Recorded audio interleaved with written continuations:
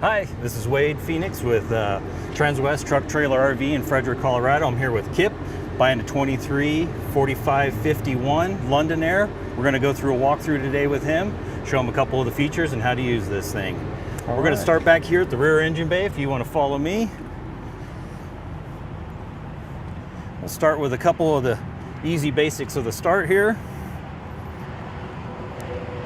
Always the easiest place to start is the back. So back here, you're going to have your rear view cameras set up in that area right here, just so you know where it's at in case you get something on it.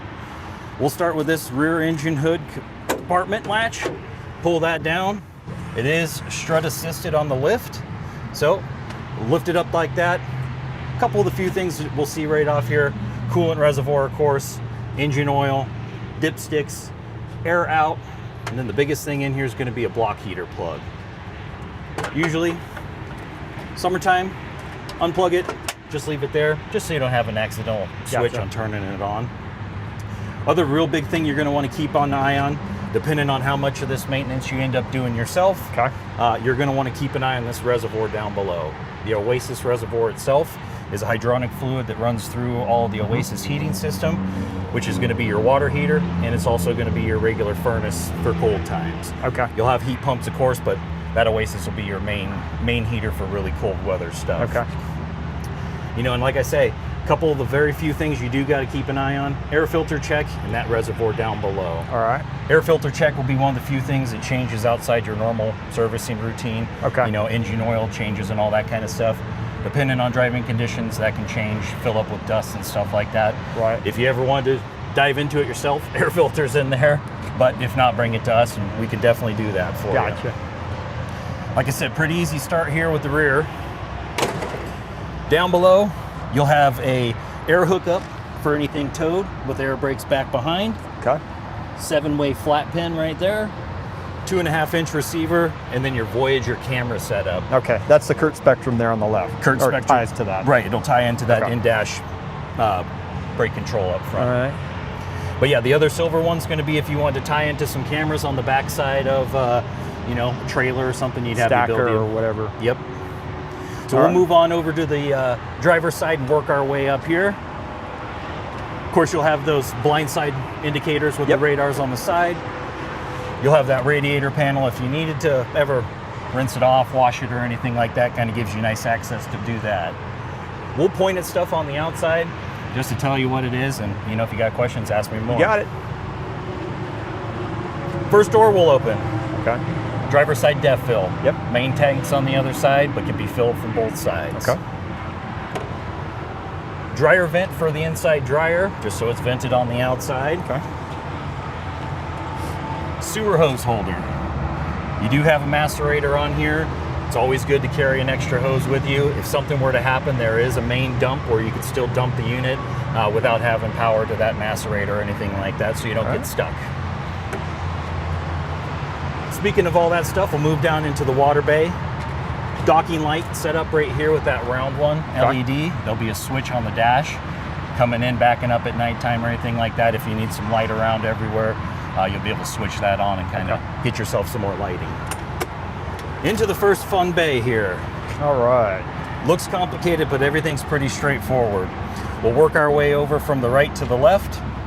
These two valves with A and B and the blue line filter right there is going to be a siphon hose to bring in winterized chemical to winterize the coach.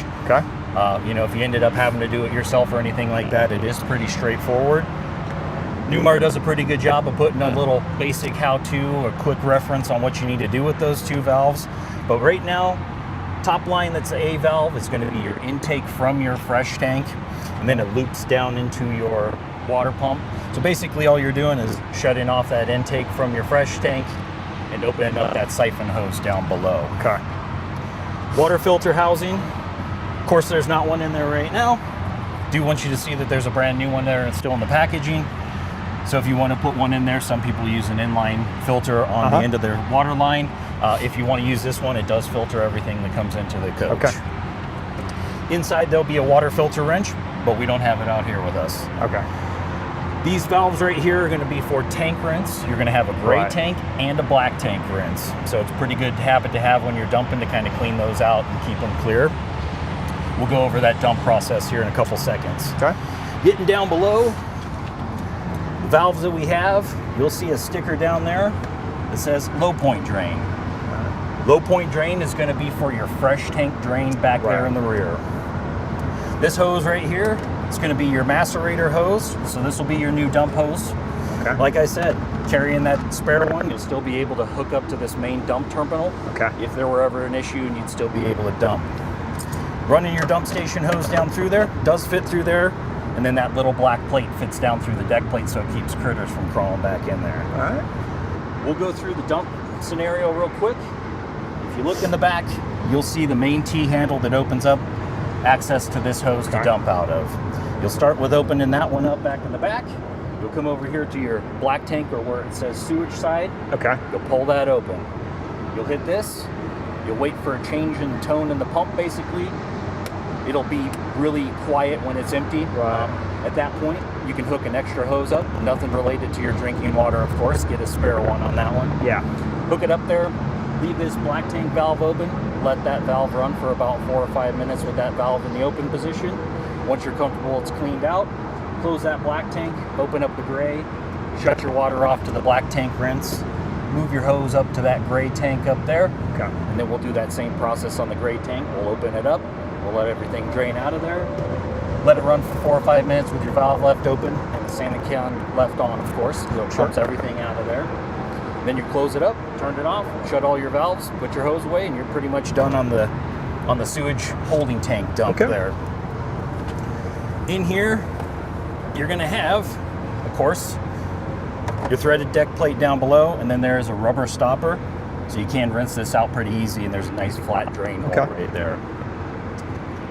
Freshwater hose, you're always gonna use a regulator incoming, of course. Okay. But this will be what you hook up for all sources. This will be your autofill for your water tank and city pressure when you're at campsite. Okay. It's on a regular pull system, so once you're pulling, you can pull freely. Once you push the button, let it go back in.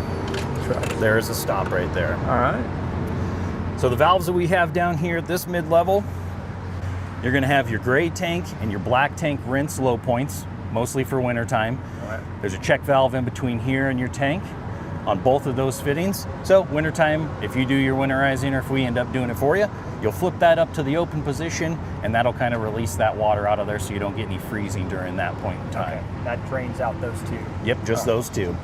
Your main plumb lines on the inside of the unit are going to be hot and cold lines here. Okay. Even for storage, you don't want to keep water in your coach for about 7 days is about what the rule I live by. Okay.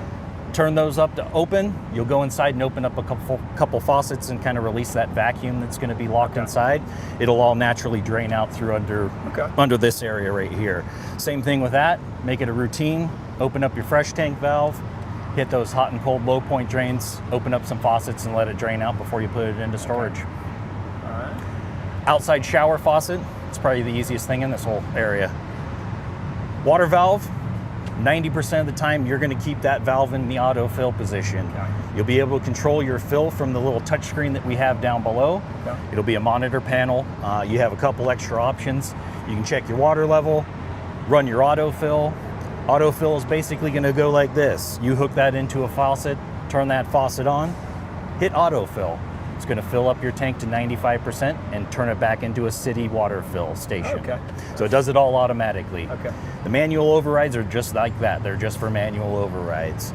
There's also a top off button. So basically the rule is if you're above 50% and you want to finish topping off that tank, you could hit top off. It just fills it up from 50% back up to 95, basically. Okay. So if you were at 75, you could fill it back up. Gotcha. Rest of that stuff, you'll have the ability to tilt the coach.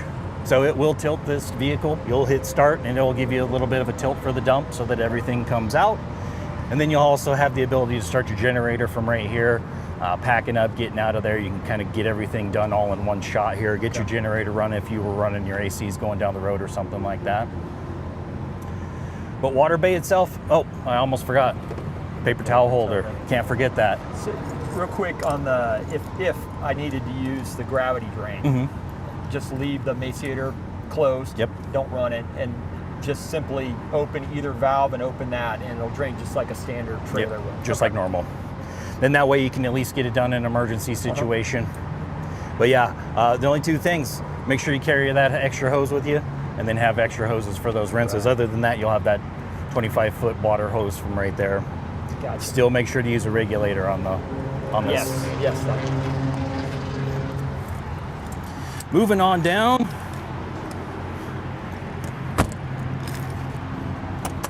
We'll have the power station bay. Power cord's going to work just like that freshwater line. Yep. You can pull it out. There's going to be a switch right next to my hand on the door to reel that in. Cord, when you put it out, will sit down right through there on that little holder, so it's got a nice spot to be protected.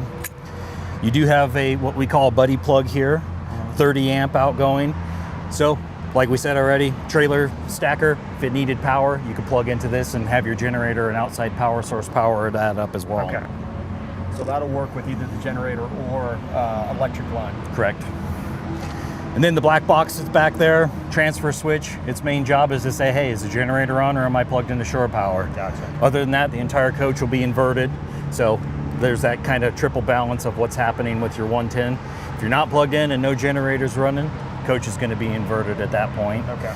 If you're plugged in, that thing's going to flip over and say, yep, I got shore power coming in, let's use that power source. And then as soon as you turn the generator on, whether you're plugged in or not, it's going to become the primary power source for the coach. Okay. So just always keep that in mind, because you'll have about a 2 to 3 minute shutdown period where you start that generator up and you might shed some power off on maybe the AC units and stuff like that. The other thing that's going to be down there is your monitor panel for that transfer switch. If you are having any issues, you can come out here and take a peek at that. Okay. And then the little white door that's right there is going to be incoming park cable. Okay. So if you ever went to one of those campsites and they had their own cable, you know, you can plug right into it. And one tip with this cord, leave about a foot like this out, tuck it back in there instead of having it sit tight up against the door. Gotcha. Keeps you from getting those prongs bent up. Okay. All the lights in here, anything in the compartments that open up, there's going to be a little sensor that once it's closed, it'll shut those lights off on the inside. Okay. Oasis, the Chinook, if it makes a difference to you, there used to be 2 pieces, now it's 1 piece. But the biggest thing you're going to have to do is not touch anything on the outside right here. Okay. Is more or less, if you're going to have an issue, we'll give you a couple numbers of some folks that you can call. There's always a specialist that's up in your window on your sticker, or we have a couple people here you can call. So if you ever had to, you come out here, the front of this is going to have some diagnosis lights on there, red, that's going to let you know low voltage, low water, fuel out like that. The main power switch out here, if you ever get messing around with it, you have to remember one thing: if you turn it off by that switch, none of the controls on the inside are going to work. So if you have an issue, maybe come check that power switch first and see if somebody accidentally hit it. Other than that, operational wise, not too much for you out here. Yeah. Servicing wise, you're going to have a 1 year, a 3 year, and a 5 year services on this one. So just make sure to stick with those.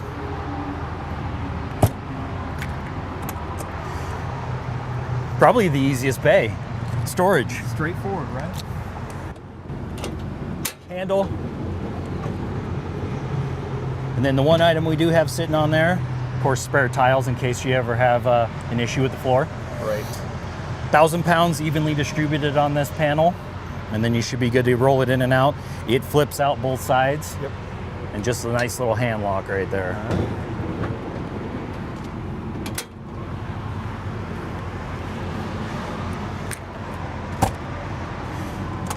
Same with this one.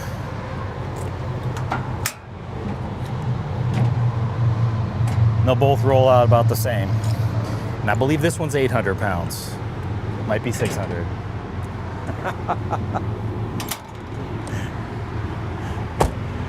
All right, down to the fun bay. Yeah. The electronics. Again, pretty self-automated area down below here.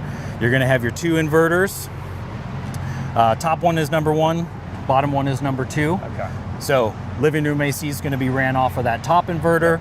Mid AC is gonna be ran off of that lower one. Mid and back Mid kitchen area. Kitchen, but the rear AC is... No rear, it's all ducted through that area. It's all ducted. So if you have those 2 running, it'll still get airflow to the rear, just not on that unit. You'll have to be plugged in or generator on for that. Okay. So mid will run off of Yep. that without the generator. Right. Really? So you actually have 2 ACs that you can run. Right. Oh, Yep. didn't know that. Okay. The third one is just tied directly into Yep. the main power source. And since it's ducted full through the roof, Yeah. they kind of share the same air system, so you'll end up Wow. getting Okay. air even in the rear. Okay. Not as great as it would be with all Right, three, but no, that gets, I didn't know about that second one. Great. lithium-ion battery pack. Download the Lithionics app in there. It's going to help you get a true reading on that. Lithium travels a little bit differently than regular lead acid, gel cells, stuff like that. Right. A little difficult for us to track accuracy-wise. That's why that app is super helpful to get you a good idea where you're really at. Biggest thing that you're going to have down below is going to be the actual power box to the batteries. On the back side, right where the Bluetooth symbol is, if you run your hand back there, you'll feel a little power button with a blue light. Okay. There's a safety built into this box that's going to shut these batteries off if they get down to 20%. Okay. Unless you're storing it unplugged, it's always preferred to have these coaches plugged in as storage anymore. Even minimal wise, a little bit of power helps keep these batteries up and running. Okay. Since they're computerized, they will take care of themselves and kind of maintain themselves a little bit. So if you have the ability, keep it plugged in. Okay. But if not, that's one of the things you're going to want to shut off for storage is just shut these lithium batteries off. Okay. Don't ever store it at 100% either. If you can get it to like 80, that's a really good spot for lithium to be stored at for a long term. Okay. And then you can just adapt the main power cord down to 110 just to keep a trickle charge on it Right. if you don't have a 30 or a 15. Correct. But yeah, like I say, this bay is pretty automated. Green flashing light back there is going to be your solar charger controller. Okay. Again, main job for that is just to make sure to maintain the charge on those batteries. Yeah. Other than that, don't touch anything in there. Oh, one last thing. If you ever do need to do a reset or a power cycle on these, those power buttons are right there on the front, right there for you.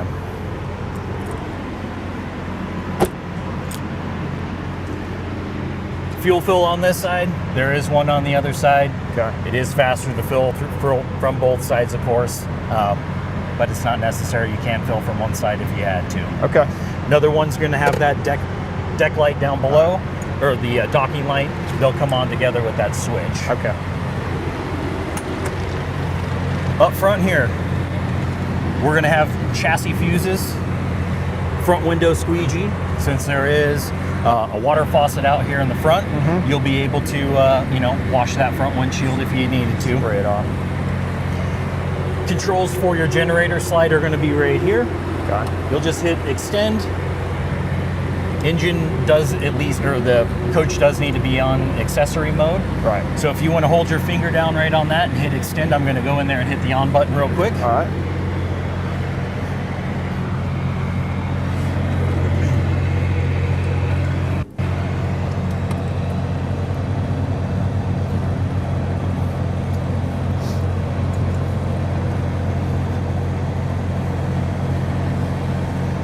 Go ahead and hit extend.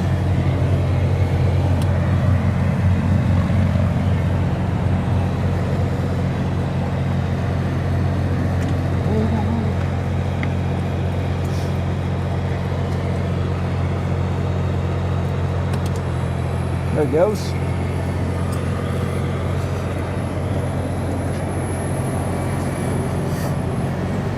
All right. It does help if you turn it on correctly. That's just the accessory switch inside. Right, yep. I just hit it once, so once the green ring turns on around that ignition, if you hit it one more time, it'll turn it on. I gotcha. I didn't Okay. double hit it, I just hit it once and Once walked out of together. there. Lesson learned. Good through the walkthrough. See, look, yeah. Because I would have done that. Exactly. Do it now while we're here learning. Yes. So up front, you'll have outgoing air hookup. You'll also have that red-handled water spigot. Halfway through the coach, there is a shut-off, so driving through wintertime, you can shut this valve off. Okay. Use that low point drain to drain it. But for right now, there is water up front. Is that just cold water? It's gonna be hot water. It's gonna be hot water. Hot water. Okay. And then of course you'll have probably the most important thing you'll be opening up here a lot. It's gonna be that window washing reservoir down below. Fuel filter for your generator. And then on the generator itself, you're gonna have an on-off switch for manually turning it on and on. Okay. And then that white switch that says on-off is gonna be a breaker. Possibility if you had a bunch of stuff running in there at one time, it might pop that breaker. kind of tricky with coaches nowadays with everything being inverted. You might not really realize it till, you know, something like the ACs don't come on, the rear AC doesn't come back on. Right. Because your front two are going to be ran off that inverter.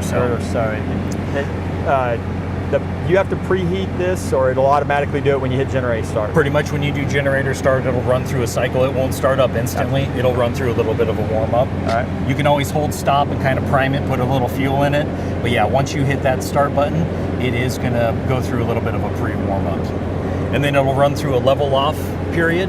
Like I said, there'll be about 2 to 3 minutes where it doesn't produce power instantly. It's kind of checking itself out, checking RPMs, heat, and all that kind of stuff before it actually produces that power coming out. On the other side, good to know where it's at, just in case of an emergency. Your hydraulic pump assembly set up on there. If you ever had an issue where a jack wouldn't come in, slide room wouldn't come in, right? Slide room will take a little bit of a teamwork, situation. Yeah. But your jacks, they got springs on them, so there is a possibility to bring those back up. Okay. Usually tell people when you get in that scenarios when we'll walk you through how to do all that.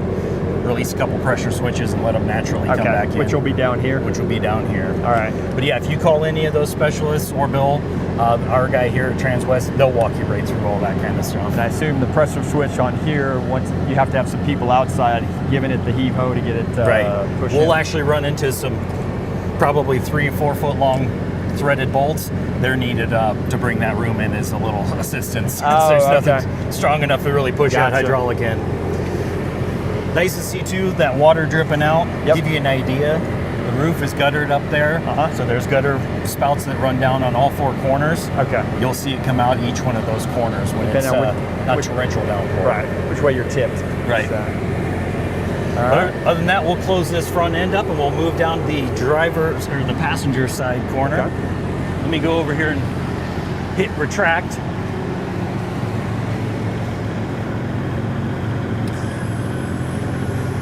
One thing to always remember is that the exhaust travels with the generator, so watch your leg. Yeah. Leg or any obstacle there.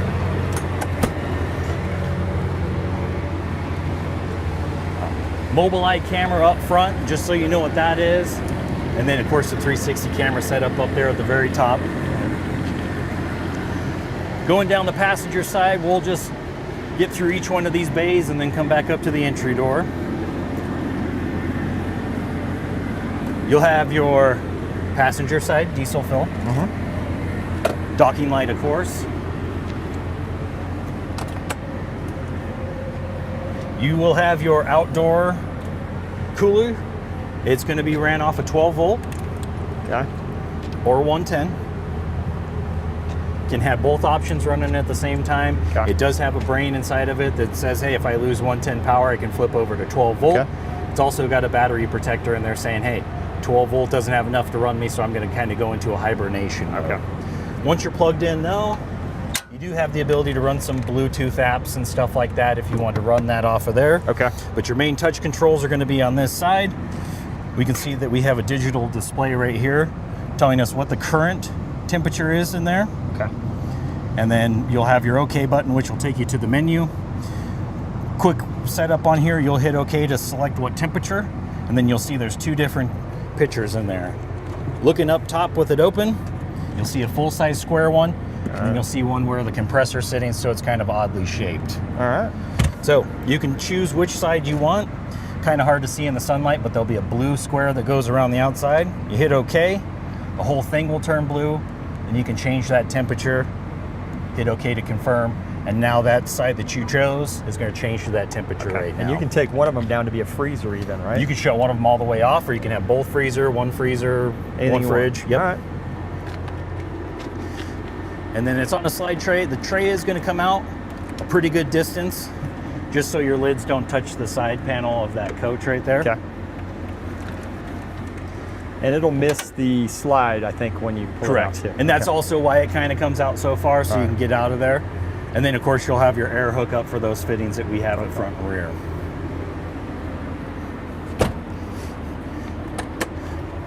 Storage panel, pretty straightforward.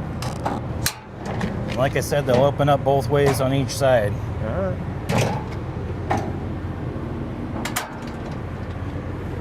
Whenever I go through a walkthrough, I run it double time just to make sure. There they are. Those are the big giant bolts. These you are going to want to keep with you at all times. Okay. Just put them in between down here, you know, just somewhere where they're accessible. Hopefully you'll never need them. And a but if big you did, socket. Right. Or wrench. Pair of pliers is probably not going to get it done. Nah. All right, I'll need that to run in the two main slide rooms. They're the big slide on the other side, sorry. Yeah. And then that's what those sensors look like on the door, just so you know what those are. To turn the lights on and off. Right. Magnetic contact, so basically once they touch, they'll shut the lights off. Okay. Next bay, couple goodies. Yep. Extra fluid. So that'll be for that Oasis in the back. Setup, yeah. Your vacuum setup you'll have right down here. Okay. Only real access for out here is going to be a slide up. Get yourself some extra hoses from Home Depot, just shop vac stuff. Then that way you can operate it from out here. Okay. Turn that on and off from right there. Okay. That only operates it from out here. All right. The hand control on the inside is actually going to be radio controlled. So once you plug it in, it's not going to be like a Dirt Devil where you plug it in and it turns on instantly. You still have to hit a power button on the wand. Okay. So that'll be radio controlled. Okay. And then of course the magic dustpan in the inside, you'll just kick it up and it'll turn it on automatically. So you can plug this in out here and do it the same way, Absolutely, right? yep. Or manually do it if you just have an extension. Right. Okay. I usually say the shop vac thing because some folks don't want to use the same ones on the inside as the outside. You're vacuuming up a lot of other stuff out here. Other goodie you're going to have down below here, manual recovery for your over-the-door awning. The two big awnings have a different tool and it takes a little bit more work on those ones. Okay. But on the over-the-door awning, you'll notice a little hole in the bottom. You can crank that in. It has a cone. Actually, you'll see when it's open. And window awnings are ran by switches in there. Yeah, is there a manual for those as well? There is, but it's a little tricky. It's one of those, give us a call if something I happens. got you. And we'll walk you through it. A little difficult to go through on a video like this. Yeah. And see if you remember. There's a test after this too. Oh, yeah. So back in here, just so you know a couple of the different modules, you'll have your camera set up for the 360. Okay. You'll have your SilverLeaf 229. You'll hear a lot of that stuff get thrown around as a Newmar owner. Yeah. They're very familiar with all the modules that are all in here. So slide out controller, another one back there, and then your thermostat controller back in the back. Okay. Are there any fuses other than the chassis location for the chassis anyplace else? Or Not really external. You'll have a couple back here in this rear battery area, but most of the house stuff's going to be directly in the bathroom that's right here, up front or in the rear back there. Okay. And then while we're right here, you'll also have a 360 camera, and then the oval light's going to be a security light. Okay. So a couple places to turn that on, and there'll be indicators to let you know that it's on from the inside. Okay. Little green light usually. Pegboard, service bay. You know, I've seen all kinds of tool setups in here. Yeah. I've seen, you know, tool truck guys, they got rubber band style for the pegboard, so I've seen that stuff done in here. Yep. Mostly a lot of the fluid you're going to travel with, it's a great place to store it all. Yeah. Yeah, definitely. Stealing another person's line, you know, makes also a great outdoor bar if you ever need it. I was going to say, stealing Katie's ID for top shelf liquor. Yeah, that's her thing. Dock light in the rear, blindside radar, of course. Then you're going to have your emergency escape door. Also, people like to load up stuff for the rear through there. Yeah, somebody told me that was a neat. Back here, you're going to have your DEF reservoir, and then, of course, you're going to have your air hookups in case you ever got into a situation where you couldn't have your engine running or a compressor stop working for your suspension. Okay. Tow guy will come back here and hook up his air thing and get you filled up so I can get you towed somewhere. Okay. Back here, pretty simple stuff. You know, makes me look smart when I point at it, but it's all labeled right there. Fuel filter, hair dryer for the brakes. The two yellow flappers right there. All right. They're going to kind of go in conjunction with that battery switch that we talked about up front. You know, if you store this with it out being plugged in, this is one of the places you're going to want to shut those batteries off. Okay. Kind of preserve some of the life in that area back there. And these are just the chassis batteries? Just the starting batteries, yep. And then back there, you'll have a fuse. That fuse runs to that Okay. solar panel that's up top, that little 10-watt maintainer that they put up top on the roof. Which is just these batteries. Right. Okay. Yep. Yeah, it's only going to maintain these rear ones back here. That solar charger up front will take care of the house batteries Okay. while they're on there. So like I say, it's pretty rare you'll shut this thing off completely because you do have multiple ways of keeping it charged, especially with that solar up top. Up top on it. What's that round lid access? Any idea? Just basically going to be some chassis access for some wiring harnesses for the back area back there. Okay. Yeah, everything back in this area is all engine related back here. Okay. All right, so we will head back up to the entry door. As we go by, boxes up top of the rooms. Those are going to be your slide out toppers. They're going to travel with the room in and out. Yep. So there's no manual controls. Nothing to worry about. Heavy rain, heavy wind, or snow, bring in that slide room. Okay. It is a canvas, so if weight gets topped on the top of there, you can get a little snow. Definitely will kind of make it bow down and not easy for the room to close. Believe it or not, I've done that once or twice. Yep. It's not fun. Then of course, you'll see that the awning itself is already lit up there. There's lights on the outside of the box. And we'll run those out here in a second. Right here, outside entertainment center. Soundbar, TV, and then you'll have a dial right here. Dial's going to give you the ability to play audio from the TV, turn the soundbar itself off, or rotate it to dash. Yeah. Dash has got a mode in it called house mode. You can basically shut off all the speakers on the outside and run music through here. It's also Bluetooth capable out here, so you have a couple different So options. you can use your phone to run Right. it if you want.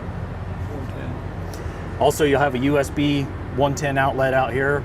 So if you are Bluetoothing your phone or something, you can keep it plugged in. This pulls out and rotates too, doesn't it? Yep, it's just held on a magnet, so I'm not grabbing onto any latches or anything like that. I usually like to pull from the right side, kind of tilt it out. Okay. If you look in the back here, you'll see almost what looks like a bike tire tightening handle. Yep. That'll give you the ability to tilt it back and forth if you needed to. Okay. Got it. You can plug everything in back. Okay. So while you're standing on the outside, I'm gonna run in and I'm gonna put out these big awnings so that we can see them come out together at the same time. Okay. I'll also grab the remote real quick so we can see how that functions. Okay.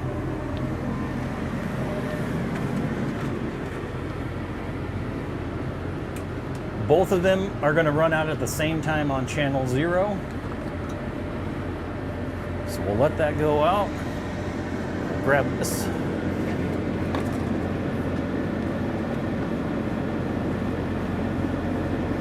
I'll go ahead and put the entry door awning out as well.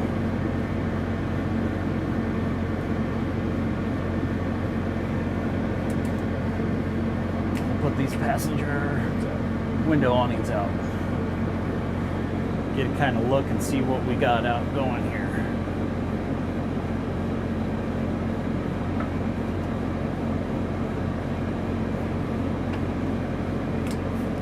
All right, so as far as the Girardi remote's gonna go, you are gonna have 3 channels on this one. Okay.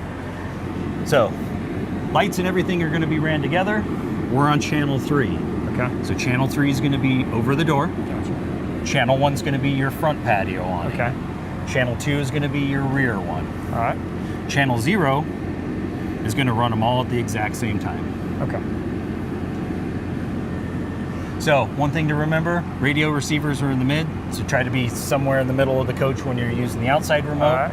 Hardwired remote's gonna work a little bit better. You're not worrying on radio frequency or anything like that. Right. But like I say, all of them are gonna be ran on the same thing on channel 0.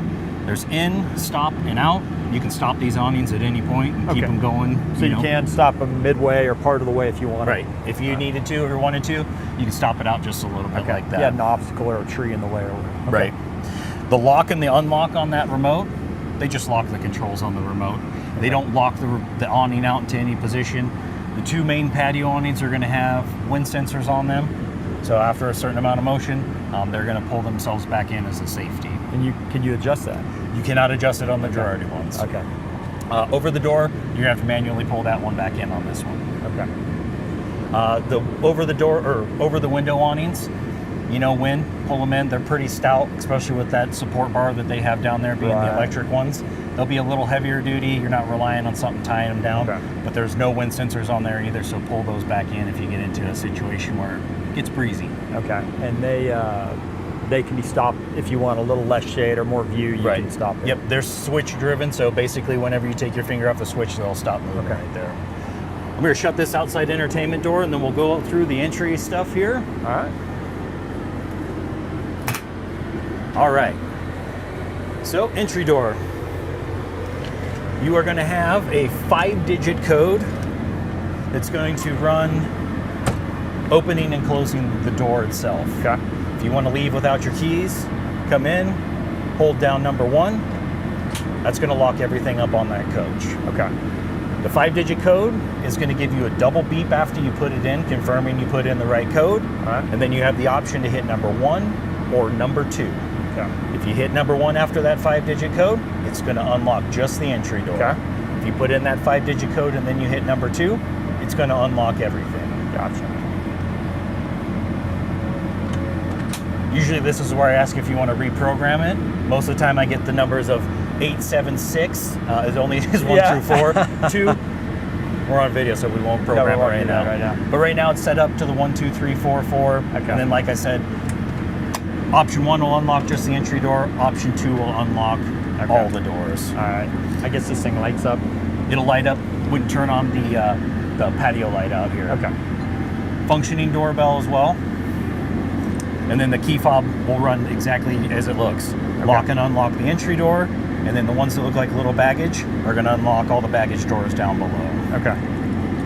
Entry door wise, you are going to have a square tri-mark key. All right. That's going to be for your deadbolt. This key right here is going to be for your handle lock. Okay. The other round tri-mark one is going to be for all of your lower compartment doors. Okay. This lonely little gray guy locks up just the TV.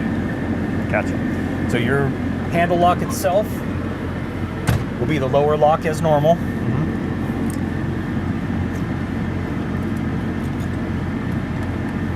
right. And then top lock is going to be your deadbolt. And pro tip, deadbolt is one key that nobody has. Some of the other keys can be tied into identical other keys. Okay. So whenever you leave your coach, lock the deadbolt. Gotcha. And always remember that once you use that door handle, it doesn't necessarily lock that deadbolt, so keep an eye on that. Okay. You can always lock it in manually from the inside up there, and then the lower red tab one's going to be just the handle lock itself. Okay. And then of course the deadbolt will be a twist. The screen on the door, it does go up and down. We have it down right now for the sun. Little snap, it'll spring retract itself back in there. Then when you do have that door open in the screen position, keep the critters out. Yep. So, walking into the coach, you'll notice you've got a couple switches right here on this front pillar. One of them being the battery disconnect, cargo latches, and other stuff like that. Okay. If you want to step in, we'll start going through all the dash cluster stuff. All front control centers. But yeah, red light here will be your battery disconnect. And that's going to be the house batteries. House batteries, correct. So your lithiums will still be on. So if you do get into a full storage situation where you're going to disconnect all power, you'll start here, you'll turn that off, you'll shut your inverters off, and you'll shut your batteries off on the power switch on the side. Okay. And then hit those yellow tabs in the rear. Gotcha. So this doesn't shut off the lithium. Right. They're computerized, so they can technically stay on, especially if it's out in the sun. They'll still get a charge from that solar charger controller. And then the black button down below, the safety on the steps themselves. Okay.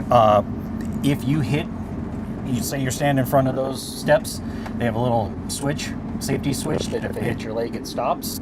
You can push that black button to manually can make them continue to come back out. Shutting the door and opening will reset it as well. Okay. And they'll come in and out as you open, close the door, other than the lock. Yep, right now we have the switch locked in, but yeah, you can turn that off and they'll come in and out as soon as you open and close it. If you start the engine or put it in drive, will that override it? Or Correct. Yep. Okay. So if you forget that button, you know, you'll always be able to have those steps come in. You'll hear them as soon as you put it into gear. Gear, okay. It won't be when you start. They usually leave that option on, so you know you have power still running. But drive, you won't go driving off and forget your stairs. Right. Rest of those controls that we have up here, of course, patio light. Visor is going to be your electric visor, sunshade on this side, step cover, and then ceiling lights. Quick toggle will turn all the lights off on the ceiling and then turn them back on. Okay. And then map light directly above you. Good. Co-pilot's screen is going to be able to control majority of the controls that are on there. You know, navigation, radio controls, camera stuff. It'll be independent on that screen, but it will share the same radio. But once you get into the camera settings, you will be able to see what the co-pilot's changing on the camera over there. Okay. Same thing, anything they do navigation-wise will translate over to your head unit over there so you can see that. Charger for your phone, and then you'll have a couple switches down below. Footrest, seat heater, you'll see is a two-way switch on and off. Okay. And then this tab right here is how you'll initiate rotating the chair around if you get into that. One pro tip, pull this little fold-out desk forward before you spin the chair around. It gets in a fight with the side panel right there. And I think I said it, but there's a flat charger there. Flat charger there. Check your phone, because some cases it gets in an argument with and doesn't let you charge that way. Fire extinguisher down below. And then we'll get up into this dash cluster stuff right here. So I'll step to the side and we will be running our setup process right now. With Newmar, you are going to want to make sure that you are fully aired up on your suspension before you run your slide rooms out. Okay. So slide rooms out first, then you're going to run your jacks down. Okay. Reason is, when they build the coach, they build it on ride height first. So when they build it that way, everything is plumb in the coach for them for their ride height setup. After that, that's when the jacks become an unknown variable, and that's when torsion and twisting can happen on the body. So slides out, jacks down, and then reverse, you're gonna go jacks up, let the coach air all the way up, and then pull your slides in. So we'll start with that. We're gonna turn it on. Steal your glory and do the first start here.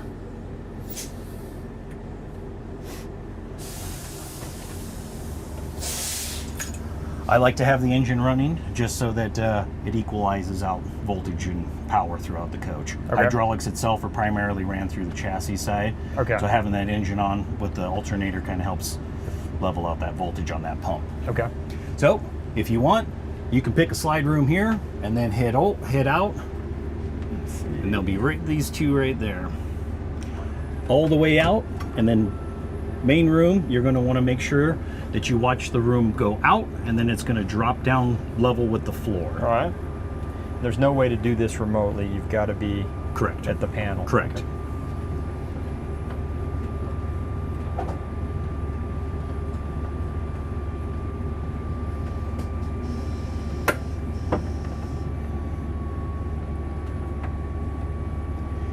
And I usually hold that switch down till I hear the hydraulic pump stop running.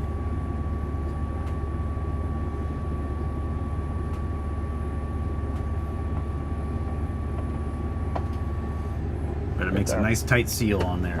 And then of course passenger side, if you want to run it out.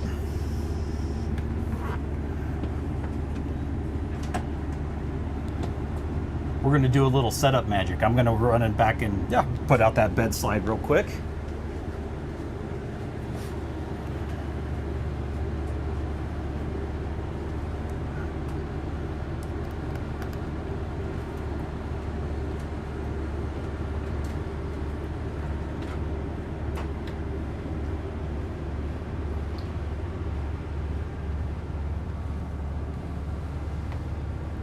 And then as far as dash controls, I usually do those at the end, because once we start the leveling process with the hydraulic jacks, an alarm is going to sound.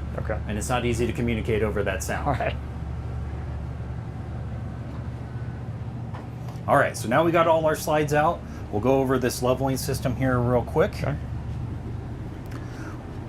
We're just going to go through the hydraulic setup at this very point in time. Okay. There is air leveling on this coach, but when we sit down to go through that, we'll go through that up there on this dash cluster. Okay. So over here on your HWH computerized leveling control panel, you're going to have a couple lights. One being the green travel mode, means that jacks are up in the up position. We're ready for travel. Okay. Those orange lights that go into a cross are going to be which way the coach is leaning. So right now you can see that that front point is the front of the coach, and then there's a dually symbol right there letting you know that's the rear. So right now we're leaning to the passenger side and nose down. All right. So as we hit this auto level button, blue light's going to start flashing and an alarm's going to go off as soon as the first jack goes down. So before that starts happening, because it'll be a little bit of time before we can probably talk real well, these corner lights are going to light up red. Each individual jack that starts to travel downward, it's going to turn red, letting you know that that's the jack that's going down. Okay. Same thing when they're coming up. As they get all the way up into the fully retracted position, that red light's going to turn off. So when we look at this screen after it gets done, blue light will stop flashing for the auto level. All 4 red lights are going to be on, and then we shouldn't see any orange in the center. Okay. So we're going to hit auto level right here. And the process is going to begin by dumping out all the air in the suspension automatically. They do that so that all the air goes down, you're at the lowest point, and the jacks have a little bit more travel ability. Okay. If for some reason it doesn't finish it, it'll give you a warning saying excess slope. You know, there's a warning light that says not in park. You're always in park. You have to put it in park before you move. If not, it'll yell at you. We're at a spot right there where we're not going to be able to level. We got a pretty good grade going down below. Okay. So, magic. Blue lights stop flashing on us. Red lights are all down, and there would be an alarm going off right now. Yeah. But yeah, right where we're at with this drainage, it's kind of heavy duty right here. Okay. We're 3 or 4%. I always get asked on there if it will warn you. Yes, it will warn you if it notices right off the bat. Sometimes it'll do it once you get into the leveling process. Okay. It might start and still have a fully extended jack and go, I can't adjust anymore, so we're out of adjustment. Okay. So we'll skip over that for right now, but TV magic. Boo! All 4 red lights are on. Blue lights stop flashing for us. Can you manually do it over? If you wanted to, yes. Yeah. So these 2 sides over here, you can see that there's up and down here, up and down here, up and down here, and all 4 sides. One thing to remember, it's not individual jack controls. Okay. It's 2 jacks at a time. Okay. So every one of those switches runs 2 jacks at a time. Okay. If you hit extend, the 2 passenger side jacks are going to go down. Gotcha.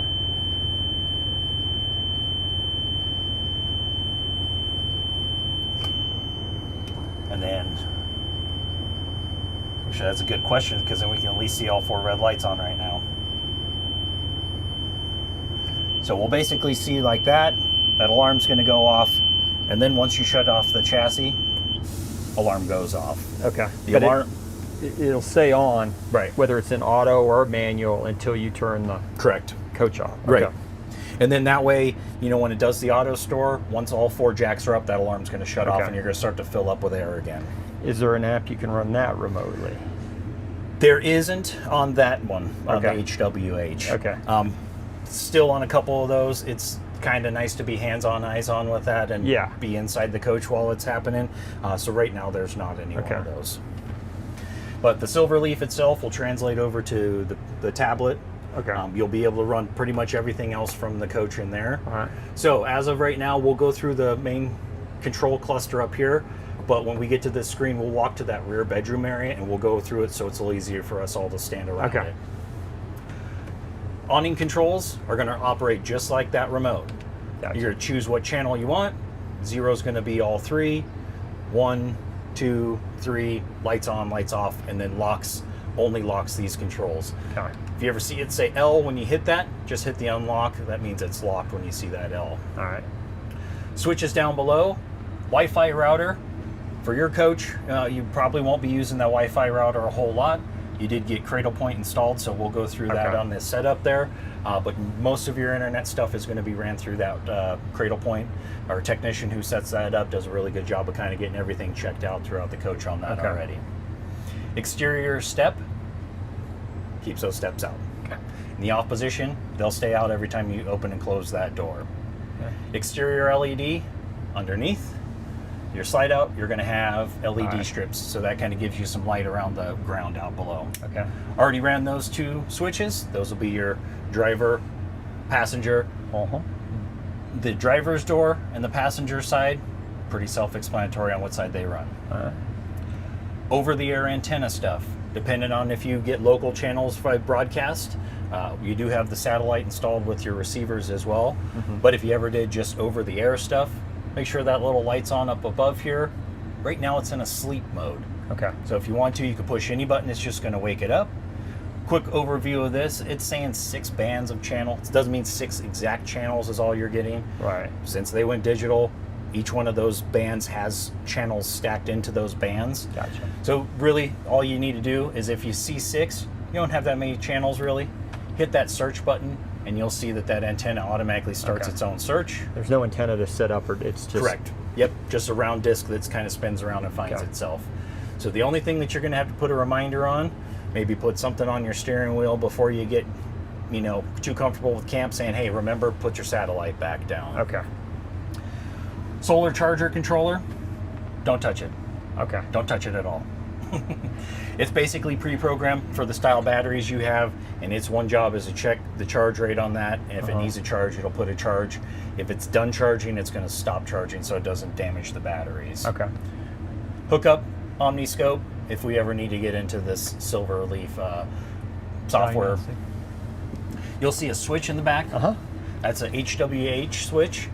If you get into a scenario where those steps, the safety switch hit, maybe the hydraulic system doesn't want to recover from that, you open the door and close it, nothing happens, you hit that black button, still doesn't want to operate. Sometimes the pressure switches just need to get reset and rechecked to see where they're at. Hold down that switch for 5 seconds, let it go. You'll hear the hydraulic system kind of wake itself up. It'll run through a couple little modes and you'll hear it run, and then you should be able to run all the hydraulic stuff from there. Okay. If it doesn't recover after that point, there's always a specialist to call, or we have Bill here that you can give a shout to. Okay. We'll give you his number so you can call him if you ever get into a scenario like that. Same thing if you have trouble with the hydraulic slide or the hydraulic jacks, that would be the Step final, one. yeah, Yep. to get it to clear. Right. Yep. If that room just was not going anywhere and you could hear it running, maybe a pressure switch needs to be reset or something. That's basically what it does. Is it resets that whole pump, so it goes, whoop, okay, I see that this is out, this is in. Let's try to run some processes from there. Okay. It's pretty rare, but it does happen. So there's that switch to recover. That little black one, all it is a manual in and out for just the steps. That's all that little black button runs down there. Cradle Point, which we'll address a little bit later. That's a system that we install. Gives you the ability to have 2 different SIM cards in there. Grabs all the channel of cellular to combine them into one big booster. So it's pretty powerful system. For data, yeah. Yep. This is going to be kind of a side set for you. Won't really need to operate too much off of that. If you did get rid of the Cradle Point, then that would become a Wi-Fi hub for in here. You do have the ability to grab a data plan from Winegard. If you wanted to, you could always just call them. But this does do a better job as far as grabbing cell signal, boosting it up, and give you a big amplified Will setup. this one boost the Wi-Fi at a campground? Right. If it's Yep. Okay. You go to National Park and they say, hey, Wi-Fi is, Yogi Bear and passwords picnic basket. that would be coming through. You could go through there and sign into that, and basically you give yourself a private VPN for the coach and stuff like that. I believe it's a 1.5 mile grab on that antenna that's up there. Okay. And then this will just be internal antennas and stuff for all the equipment that's in here. Do need to make sure that when we're going through the tablet, we'll look at some of the Wi-Fi settings and how to properly run all that stuff. Control cluster, that's basically it. So we'll walk through the back of the coach. We'll look at some of the touch panels. The funnest part of a walkthrough job is teaching you where the light switches are, and then you forget where the light switches are and you get to spend time doing that. Right here on this panel will be one of the first ones we get into. All of them are going to be into a sleep mode. tap that screen, it's going to wake it up. The first thing it's always going to come to is lighting. So you can choose where you're at. Up and down on that bar is going to actually dim the lights on the inside. Tap off, it's going to turn it off all the way. And on, it's going to turn it on. All off and all on gives you the ability to jump out of here quick. Want to go to dinner real quick, hit all lights off, hold down number 1, you're on your way out. Same thing when you come back in. All on is kind of deceiving because it doesn't actually turn every single light back on that you had in the coach before. It is only going to turn on the upper ceiling units and stuff like that.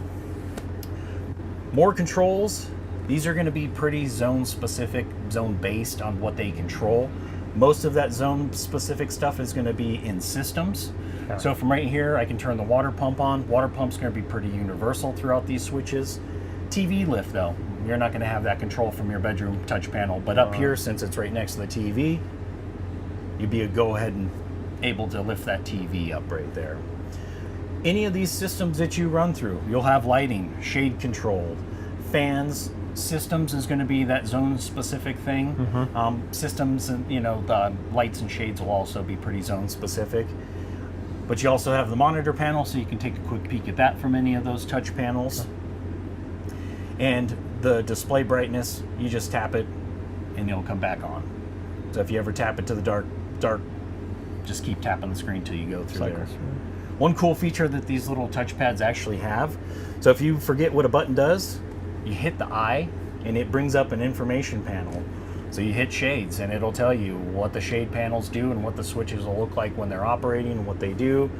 Each one's a little bit different, but some of them have a double page, so pay attention to the arrows at the bottom. Nice little reminder, especially if you haven't been to the coach in a couple months and you forgot how the light switches work. Gotcha. You're going to have 110 stuff pretty much throughout the whole coach. There'll be outlets, sporadically placed around the coach.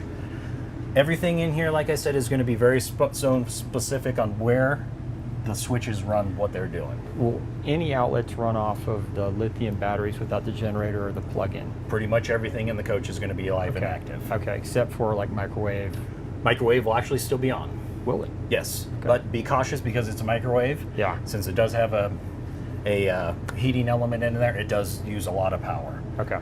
Usually the magical little math equation is you could run a 1,000-watt microwave for 45 minutes on a regular battery, just one single one. Yeah. So that gives you, an idea that this whole coach can run for hours and hours and hours, but you run that, you get about 45 minutes on there. So I don't know who's microwaving for 45 minutes, but no doubt.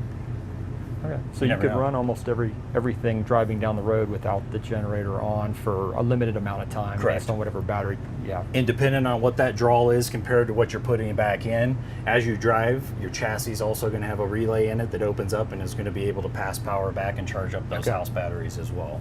It's always ideal. Once you get down to something super low, turn the generator on and plug yourself in if you have that ability to.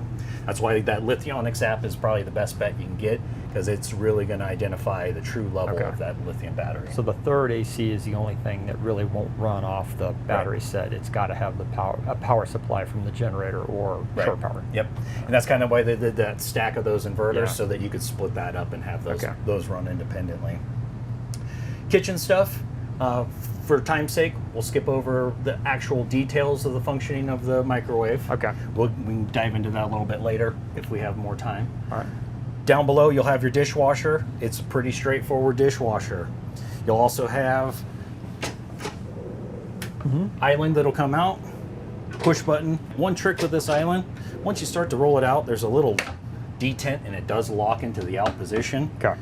I found the easiest way to do it, use a little knee thigh action, push it in. Okay. Say it feels like it doesn't want to go in even after you push the lock. There's a little detent that it's got to get over, so using that leg to kind of push it in there. A small Best Buy store of remotes in here. Most of these are going to be your TV setup. Samsung remotes are going to be kind of multi-purpose. Right. You could carry one of these and runs every TV in the whole coach. So remembering that is key for two reasons. One, it's an IR light. So every now and again when you turn this front TV on, the front one will pop on as well. Usually when that happens, I just take that remote, let the two TVs come on. Get as close to this one as you can and hit power. Okay. Because once it's powered off, it's not going to turn back on. These two run off the same source anyway, right? Right. And the outside also runs off the same. So these three TVs the only are separate hubbed. zone really is the back. Correct. Right. So up top, you'll have your AV cabinet. Okay. That's set up here. Main feeds and everything coming in off of your satellite since we installed this dish Wally for you. Everything's pretty much set up. You do have one extra HDMI source up here. So if you had anything else you wanted to add, Roku stick, Fire Stick, a gaming station or anything like that, DVD you could hook it player in there. or anything could go in there. Right, right. Yeah, and don't mind the labeling. It does say Blu-ray player. It's not specific to anything. It's just that's how they differentiate the And you two could add a cables. switch, I guess, if you wanted to put several additional things and just switch between sources Right. for that. You can get one of those HDMI switcher boxes. All right. They do give you power supply and stuff in there as well. So if you did have to have power supply, you know, switcher box or whatever other item you're putting up there. But yeah, that switcher box is kind of nice because if you want to stack stuff in there, you can kind of flip over from that. Right now, it's just set up on 2 HDMI out setups on there. Okay. And then, like you said, it's all hubbed down below. Cat 5s ran to all the TVs, and that's kind of how all that stuff gets out of there. Okay. Your dish remote, it's going to run your dish. The tech who installs this does a really good job of pre-programming this, so this is pretty much set up for your TV already. And the last little remote in there is going to be your Bose soundbar. Turning it on, you'll get a little white light up there, and you'll see that you have the ability to turn that on. That light that's red. And you'll see that the mute and the soundbar lights change up there. One tip, light's going to be white up there. If it ever is green, it basically is set to vocals. So like if you're watching a movie with some bass in it, you will lose that bass effect because it's going to bring audio tones up front. So if you ever notice you're watching something and it just sounds drowned out, hit the little message with the plus sign on there. It'll change that back to regular audio. Okay. The sound bar is for the entertainment center here, and it'll play whatever's coming out both TVs because they're the same. Basically, if they're together. Speakers, are those the dash? Dash stuff. Okay. Yep. And then you'll have 2 speakers in the rear bedroom area. Okay. Those are also going to be ran off of the dash stuff. That's the dash as well for music or whatever back there. Okay. There's 2 independent switches. You can shut those speakers off if you want to kind of quiet it down. Okay. Or you can put it into house mode, which is going to shut off all the speakers and play just on that outside and that'll speaker. all be done in the Yep. When we sit down for that dash cluster. Okay. Soundbar up here, though, you are going to have the Bluetooth on there as well. Okay. Is there a subwoofer tied to that bar, or is it all through that bar? Down below. Okay. Yep. And then, of course, RV industry is famous for never getting rid of anything. So you'll have a couple extra stuff that's going to be in here. HDMI cables, install pieces from the dishwasher that was installed down below. Okay. Going through your owner's manual and stuff like that, you're going to want to go through that black bag. There's going to be some extra warranty cards and stuff like that for you to fill out that'll extend some of these appliances past the 1-year warranty with Newmar. So dive through that. One of the other super helpful things in here is going to be the how to take care of that front diamond shield. So the protector on the front, extend the life, how to take care of it so that it stays nice and shiny and doesn't peel off back there. Water filter wrench. Yeah. And then majority of this stuff would probably be chassis stuff in here, the mobile eye control, and then the hub to remove the hubs on the outside if you ever had to get into a wheel replacement situation on the side of the road. Awning wise, you're going to have 3 items for the awning. Little black rod. That's the adjuster, up and down. You probably won't mess with that a whole bunch. Recovery tool. If there was ever an issue with that big awning, give us a shout. We'll walk you through where to put this, but there's a little tool in here to manually crank that awning back in. The 2 big awnings. The big drawer. Yep. Okay. The over-the-door awning is going to have that hand crank, so that's kind of nice to have on that one. All right, and then of course, paper. Instead of paper manuals, you get digital for the Girardi awning. Touch-up paints and everything like that. Before I pocket your controller and put that in there too. All right, so we'll put all those down in there. And the majority of everything, audio-visual wise, gonna be pretty straightforward, channel scan, stuff like that. Your satellite's already set up in here, so once we do that, we'll go back up front real quick and turn that satellite on. Yep. But we'll dive into that here in a quick minute. Any of the stuff that you got running, the washer that's down below, power it on and off. Whenever it's in the powered position off, it's gonna lock itself. Okay. When you power it back on, it's gonna unlock. Okay. The lock button that's on there only locks the controls. If you hold it down to 2 beeps, so first beep will just be the controls, so kids, dogs, or anything running around, they can't accidentally hit those. And then if you hold it down, you'll hear a second beep. You can manually lock it, but like I say, on and off is going to put it into a lock position. The double arrow is going to change you through the cycles of what you're going to run. Play and pause is going to do what play and pause does. Play, start it, pause will stop Open it. up to throw something else in. Induction cooktop.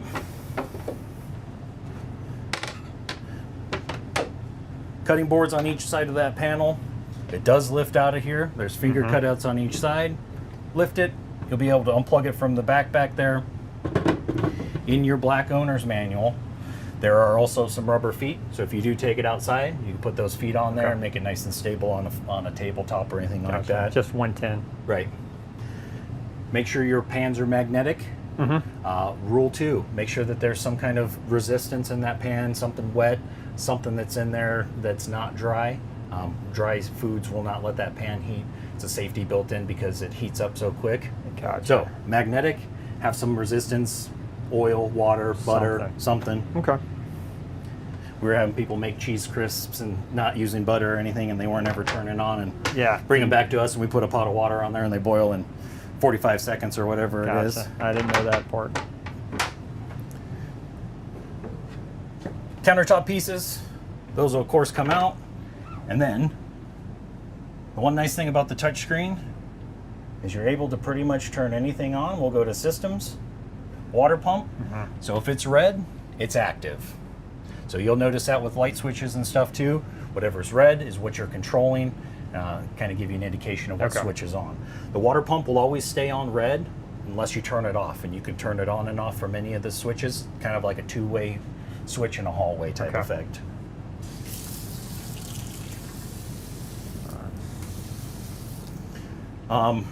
De-winterizing, winterizing, go ahead. With the hot water, you have to turn on the Oasis Right. Yep. to get hot water. So. Yep. So you don't have analog controls on this coach. Everything is ran through the SilverLeaf. Okay. Everything below here kind of has an analog switch. If you ever need your analog switches, they're zip tied to the side of that unit. Tech-wise, somebody came out, maybe mobile helped you out or something. Okay. Those controls are available, but everything's going to be ran through this SilverLeaf that we're working our way back to. All right. And we'll switch sides here, and I'll go down this way. Refrigerator, pretty straightforward, residential style. Locked right now.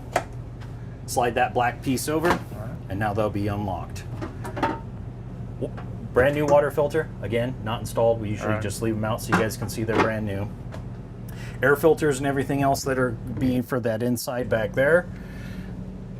Down below, ice maker. Okay. One cool feature with this lock, I say cool only because if you ever store it without power, one thing you want to do is always open this refrigerator up so that you get good airflow. They built that into this little lock. You'll see that this is terraced. So this one has one. This one looks like it's got two. So you'll always close that one all the way. You'll come in here and you'll line up this little tab, move it into that first lock position, and it kind of locks that door out into an out position and also keeps that freezer door open. So as long as it's powered off, it's still got good airflow to go through there. You don't get any mildew, any smells building up in there. Yeah. Pull that out, unlock it, shut your doors, and then locks it totally. Slide back all the way into lock. Pantry, no latches or anything crazy for the doors. You just pull them straight open. But these ones, push in first. They'll all be basically the same. They are adjustable per se, and you can move them up and down if you needed to, you know, on that little rack, of course. How much of a process is that? It's not fun. No. Yeah, only because you got that back area back there. Okay. But once you get it done, you know, it is pretty easy. I say it's not easy, but it is pretty easy. It's just balancing that rear area. And yeah. If you do that first, the two front ones are pretty easy. Pantry itself also has an automatic light switch on it. So once you shut the doors, the lights will turn off on there. We might as well just hit up this midship restroom, stool room, the multiple named area here. Toilet functionality, it's going to be either wave or you can touch the little control panel. Okay. You'll see two symbols. You'll see one that shows water rising up, and then you'll see one that has an arrow pointing down. Kind of self-explanatory depending on what job you're doing. You can hit up, fill it up, and then when you're finished, you can flush it down. The little white float-looking picture on there is a warning light. It's going to turn orange. It's going to warn you and say, hey, black tank's kind of getting full. Okay. Once it's red, any of the contents that are left in that bowl, they're in there until you dump your tank. Gotcha. So use that as a serious caution of once it gets there, it's telling you, hey, address that tank before we start flushing. So it automatically will keep you from... Right. It doesn't want to overfill that tank. Yeah. That's kind of the safety that they built in since it's a pressurized pump area down there. Vacuum hookup will be right there. And then, of course, you'll have that magic dustpan per se. You kick it up with your toe, and it will automatically start to vacuum. To sweep up to. And Yep, so you can sweep right up to it, kick it up, then step on it to close it. All right. Back in this little area, so with the wave flush, 99% of the time we shut it off because even if you blink in here, sometimes it goes off. So if you're in here doing something, you hit your eye, it's going to go off. To turn it off, hold your finger on both of those little buttons. Okay. And it'll flash. We should be good. All right. So if you look in here, peek your head in here, you'll see two sub panels. Inverter 1, front air, inverter 2. So that's all the stuff. So inverter number 2 is what runs that microwave in the back as well, or the microwave up front. Okay. And these that say slide outs, those are your actual outlets in that area. And then of course everything's pretty well labeled. You'll have your controller up here for the wireless stuff, 12 volt fuses, and then you'll see a spare fuse panel back here in the rear. Yeah. So all this stuff that's labeled is labeled right here on this little door. Okay. The main 110 distribution panel is going to be over here. All right. All stuff not ran through inverter. Okay. So hot all the time, these are not. Is the second AC on there? I didn't see it on there. That's what I was just looking for. Middle air. So, there you go. Okay. Okay. So it's... Yeah, it's not. It's Okay. only front. But you can run the microwave? Yep, you can pretty much run everything else on there. Okay. But yeah.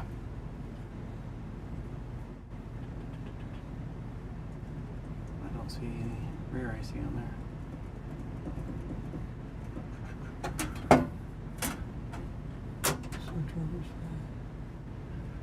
Okay, that's where it's split. I see where they're at now. That's front. That's just a split one, so that's just your driver's side outlets. That's your passenger side outlets. I gotcha. Okay. And And they so the doubled it up rear on that air one. should be in here as well. Right. Yep, there it is. Right there. Okay. So that's everything off inverters. Right. Water heater is going to be your Oasis heating elements. Uh-huh. It'll throw you a fault if you got a power issue on there. Okay. But that's where those two are at right in there. There's 1 and 2. There's 2 elements, and we'll run through that when we turn everything on in here in a second. Windows in here. Crank. Give you some ventilation. Okay. Oh, switches are going to be on the little panel in here. So if you hit the day shade, it's going to run down that day shade. All you do is tap it once again. It'll stop it wherever you want it. Night shade will be your privacy shade where it's nice and dark. Can you run all the shades down at one time? Is there... That's on the main... In the main control panel, we will be able to. All right, let's step over to that main control panel because that room's tiny for all 3 of us. One thing to remember, whenever you see one of these little black caps, those are going to be basically your thermistor for the room. That's going to be your AC control, so don't cover them up. Okay. They'll mess up the climate control. A couple buttons that we have up here as we walk into the bedroom. You'll have your awning extend button for your outside window awning. Okay. And we'll run that all the way down while we're doing that. And then the other control switch is going to be to run this bed slide in and out. Touch panel in here. So, switch sides. Hit home to always get to those modes, right? All right. You'll be able to come in here and hit shade. You'll see that you have day side and then night side. Day shade, hit the bottom one. All those day shades are going to roll up at the same time. So each one of those panels, again, a special word, zone specific, but they'll pretty much control everything in the bedroom. Living room stuff will be ran all through up there. Now SilverLeaf is going to duplicate all that stuff on that screen in there, so that if you do run it through the touchpad, you'll be able to basically run it through that tablet as well. Those will be your night shades going down. And same thing is in there. Hit it once, you can stop it, hit it again. Now you'll run into a double tap situation like we just did. Okay. So the day shades were down, I hit the day shade button, they all went up, but the light stayed red. Yeah. Just tap it one more time, it'll clear that off of there, and then you can hit it again and they'll all run back down. Okay. Since it talks to itself through CAN bus and the KIB situation in the back, sometimes you have to double tap a button every now and again. Pretty rare though. So over here, we're going to have the SilverLeaf panel. Duplicated from the one up front. They both do the exact same thing. This just gives you control over the coach from the rear bedroom area, so you can jump up out of bed and take care of whatever you need to right from here. So first screen that we're going to be looking at here is your home screen. It's going to let you know what power source is running in, what battery level your battery is at, and then what power we're bringing in. So there's two legs of power. A 50 amp RV is not a true 50 amp. It's two lines of 30 amp ran in parallel with each other. Okay. So that if you ever plugged into a 30 amp plug for whatever reason on this coach, you would notice that leg number 2 showed no power incoming. That is completely normal. That also affects those ACs, meaning that that main one up front would be your only one that would run on a 30 amp service. Pretty rare that you'll ever get into that, but it kind of gives you an idea what it is. Bridged means that the solenoid is open, it's charging that chassis battery, and you can tell that that's pretty high for a chassis voltage. You usually average restings about 12.4, 12.3. So if you ever see it up that high, it's just up there charging it, maintaining that battery. Like I say, there's a bridge solenoid that operates automatically on voltage and opens up to charge up those batteries. So over here on these screens that wrap around, they're all going to be buttons to get to different menus. First one we'll get into is AC. You will see right now it says inverter off, but everything's powered on because the inverter is at a pass-through state. So it's taking the free energy that we're getting out of the generator and it's passing it out to the coach right now. Tap those on and it's going to go into a standby mode. So as long as you're plugged in where the generator is on and running, it's going to say standby on there. If we were going to shut off the generator, it would then go to say on, letting you know that they're both on and operating. All the stuff in the coach would stay on except for the ACs and washer dryer. And with the generator on, you can power the entire coach. The whole coach. Yeah, it's actually a little bit more powerful of a power source than being plugged into the shore power. Load shed. So I said to you out there, if anything you can do is keep the coach plugged in, you can change that max power draw on, let's say you plug this into a 15 amp outlet at your house, you could reduce that down to a 15 amp source so that the coach knows, hey, we're going to shed off all this other stuff until we get full 50 amps returned to the coach. And then same as up above, what incoming power is coming in, and then what each leg of AC is powered up right there. Next one's, go back. Do you need to change that load shed to 50 amp when you're plugged into a 50 amp, or will it automatically sense it's got a... Right. So the main rule is never go past 30 amp. Because like I said, with an RV, you got two main lines of 30 amp coming in. So the reality is you always want to stay at 30 amp max, because there's no real 50 amp draw. On there's it. no Okay. 240 basically, right? So yeah, 30 amp is as high as you'll go back to. Okay. Good question. That was a little schoolwork there. Good question. Good. Raise your hand. All right, so back here you're going to have DC power stuff, what your battery charge rate's at, temperature on this battery, information that's kind of handy. Temperature on the battery is actually the most handy. Let's say if you ever let the battery get down to that 12 volts and it was parked outside and it was super cold and you saw that that was below 34 degrees, try to find a building to park this thing inside of, get it warmed up.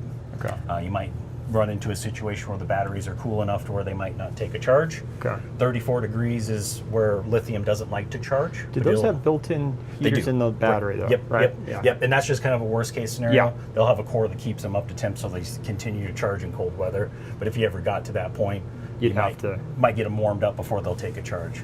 And lithium travels at the same voltage and then plateaus straight off. That's the other nice thing, is you don't know until it's all the way gone. It's consistent. Charger 1 and 2, so since there's the stack of inverters in there, they're each a charging system built into themselves. So you have the ability to, for any need that you might need, turn those off. Weird power situation you might be plugged into for a short period of time. Maybe with those chargers on, it was popping the breaker you were plugged into. You could at least plug in, maintain your refrigerator and stuff like that until you could get to a bigger power source to plug in. Again, your generator will also provide more power. And then the couple things that we see up here, since there's 2 charging systems, right now the charger is on a float system. So there's going to be 3 states that you'll see on there: bulk, absorption, and float. Bulk's going to be a heavy load. Absorption's just kind of finishing off that charge rate, last 5% really of the battery charge. And then float basically is a glorified trickle charger. It's just going to say, hey, I'm watching your batteries with a 12 volt platform. All RVs are built on 12 volt platforms first. So even with our lights running, we're still draining down the battery. So at the same time we're taking that power out to power up the 12 volt stuff, that charger is putting it back in. So that's what that float stuff is. Like I said, you'll see absorption mostly when it's the last, 95 to 100%. And this is house batteries? House batteries only. Okay. House batteries only. As far as real charge rate and stuff on your starting batteries, your only real indicator is going to be from that home screen what your voltage is at, Chassis battery. and as if it's bridged or not. DC makes sense. Yep. Pretty straightforward. Yeah. You'll probably never shut those chargers off, but you always have that option. I think that's the coolest thing about this coach, is its versatility and being able to reduce power draw so you can be plugged into unusual power sources. Next one's going to be generator and automatic generator start. So depending on how you end up operating it, automatic generator start is going to give you the ability to have the generators turn on automatically to either monitor your voltage on your batteries or have your ACs turn on the generator if they need to turn on, power demand basically. So right here it's letting us know. It'll be a little tricky with the generator already running since we're not in a plugged in situation to really kind of go through it. But right here we can see that it's flagged some activity and it's saying that manually started the generator. Those are just warnings to say, hey, the generator, it turned on and you manually turned it on. If it turns on for any other reason, it's going to kind of give you an indication of what's going on. You'll see out there locked out. You can always hit clear and the manual flag is going to stay on because the generator is still on. And it's saying, hey, you turned it on, I didn't turn it on. AGS settings itself, once you hit that, it'll bring you into this screen where you can set up some of the basic rules of what you want the AGS to do here. Activity flag on and off, that's on. That was on before I hit clear, so that kind of went there. Quiet time, safety switch, and manual override. Manual override is on because we manually turn the generator on since we're in a not plugged in situation. Safety switch, nothing turned on, and we're not in quiet time right now. So those are indicators, nothing really for settings wise, just maybe a rule got turned on if you were running a quiet time. So quiet time, go to the national park, they've got no hookups, but you got a great spot to park in. You can turn on your AGS. They'll say, hey, don't run your generator from 10 p.m. to 6 a.m. You can go in here and set up those parameters. So at 10 p.m., this little thing will say on, and it says, hey, I'm in quiet time. So no matter what, until we get to the end of quiet time, I'm not going to operate those generators. Next page is going to be what you want it to do. Battery auto charger is going to be exactly what it says. It's going to keep an eye on your batteries. Yeah. Right now it's set at the 30%, and then it will run until it gets to 70%. It's going to run for a maximum 60 minutes after it reaches that top off point to make sure that it stays there. That's all adjustable by you, but that's a pretty good setup to start off right there. Quiet time parameters, and then the living room, kitchen, and bed. That's going to be for turning on the AGS setting to have the AC, a certain AC turn on the system. You can have all three of them turned on. You can also turn this on from the climate control, which we'll dive into here in a quick minute. Other than that, the last page on there is going to be your chassis battery also. So it will watch both sets of those batteries. It'll watch that battery and it'll watch the starting batteries as well. Scheduled, if you wanted to run a scheduled maintenance on here, you know, once a week, you could have it just randomly start up, run for a little bit of time.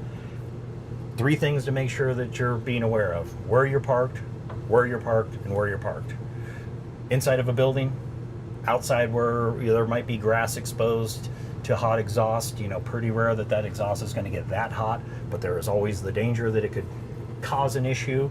And definitely inside of a building, you don't want to be running the generator for however long inside of a building when you're not around, because it'll put fumes into that area and could cause some health issues. Mostly those are the things you have to remember, is just where you're parked at. Especially being on the inside, you don't want it to turn on in an enclosed building and then you go in and you'll get kind of sleepy.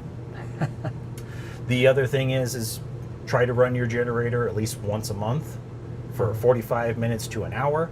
That's a weekly, every day. So that's one thing you might have to work on, is getting out to the coach, run it for 45 minutes, try to have some ACs running, put a load on that generator. Do that once a month. It'll kind of help keep that thing lubricated. So generator, all I did was just get back out of there. AGS settings is how you get in there and change those settings. Noogle, owner's manual, bill. There's a bunch of different resources if you get into wanting to set that up, especially if you start going to Newmar rallies and all that stuff. Sometimes you're out in a big gorgeous field with a bunch of people, but nobody's got power hookups. Yeah. So you got to get your AGS set up on there. Next panel we're going to run into is going to be our water settings. It's going to show you fresh tank status, the 2 holding tanks. Current state of our pump is on because I turned it on up there. Autofill is on and ready. We don't really need it because we're not hooked into a water source. But like I said, if you're getting ready to leave your house or you're at camp and you want to fill up with water, say you drove to camp without water and you're driving another 2,000 miles to the next camp, while you're hooked into that water source on the outside, tap autofill. It'll stay on and ready. If it was below 50%, it would start to fill up that tank up to that 95%. Fill it up after that point. Like I said, that rule is going to say, hey, you're not below 50, so I'm not going to turn on autofill. That's what top off does, is it overrides that rule. Pretty straightforward on that panel. Yeah. Climate. I have the worst itch on my nose going on, so sorry about that. So, climate control. You're going to have zone-specific controls. Always when you first come in here, it's going to be all zones. So it's going to treat them all exactly the same. The one thing to remember is this is the only place to turn on the Oasis is in the all zones.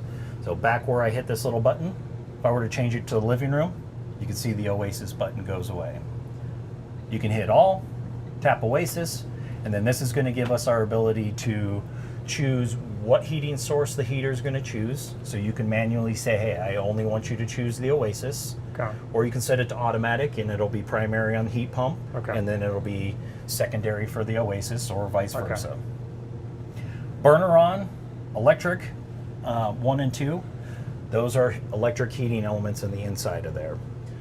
This is probably where it'll take a little bit of learning on a curve, because it's going to work in the fact of you can choose just electric or you can choose your burner. Burner is going to be your most powerful source. Let's say you're just at summer camp, well, not summer camp, but camping in the summer. You just want hot water at your fixtures. Electric element number 1 will do just fine. You just got to remember, the more demand you put on the system, the more features you're going to have to turn on to operate. And you do have the ability to have all 3 of them on and running. So the one trick of learning this thing too is you'll see burner says blue on all the time. And then these two say enabled. The system's already hot and ready to go. Oasis was turned on already with the burner, so the chamber's hot and ready. Okay. Burner chamber's always on. It's going to run through burn cycles. It'll run even if it's not heating.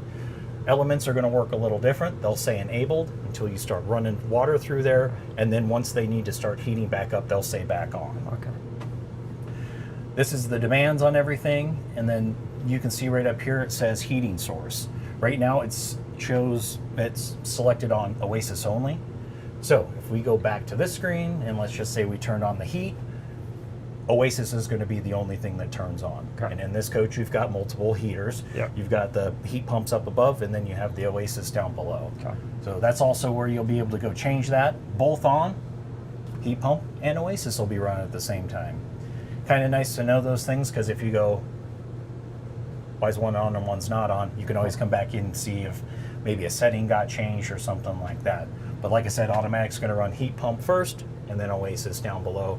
It'll also be set up on a pretty good program time of temperature thresholds and how far it's got to travel to meet up to where you want it to go to. So automatic's usually where a lot of people end up keeping it on there. So we'll leave all three of those on because it's really not going to hurt us too much. We'll run some hot water at faucets and stuff like that here in a minute. But other than that, you'll be able to get into some programming if you want to, day-night cycles. That programming is done in the settings cog up there. But you will be able to program each room differently if you really want to get into it that much. Gotcha. Like I said, as long as it says all zones up top, you'll basically select Oasis, turn it on and off if you want any type of heater. But you have to remember, every time you get there and you want hot water, you're still going to have to jump into climate, hit Oasis, and turn it on, either which source you want to run. Diesel burner is super efficient. You know, the statistics of their mathematics of what they break it down, a full cycle running the heater for an hour, it's like a 0.48 gallons per hour on burn like that. So you'll be able to kind of look at that, set those settings up as you need. Auto, it's going to run whatever it sees fit in the coach to run. Heat's going to be heat, and that's going to be whatever heat source you chose in that Oasis. Right. And then cool, that's basically going to be cool. Yep. Well, whatever temperature you want.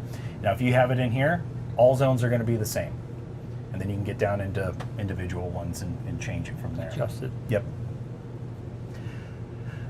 Climate control, block heater. Probably the easiest button on this whole thing. On or off. Even if we turned it on right now, that's why summertime we usually unplug it. Yep. Just in case, who knows, somebody accidentally turns it on, you're not heating that block up when it's already 100 degrees. Batteries. If you want to get into some smart people stuff there with your batteries, this will give you a pretty good reading out of voltage, incoming, temperatures, stuff like that. Most of that's just going to be related to maybe you're having a battery issue, not really operational wise stuff.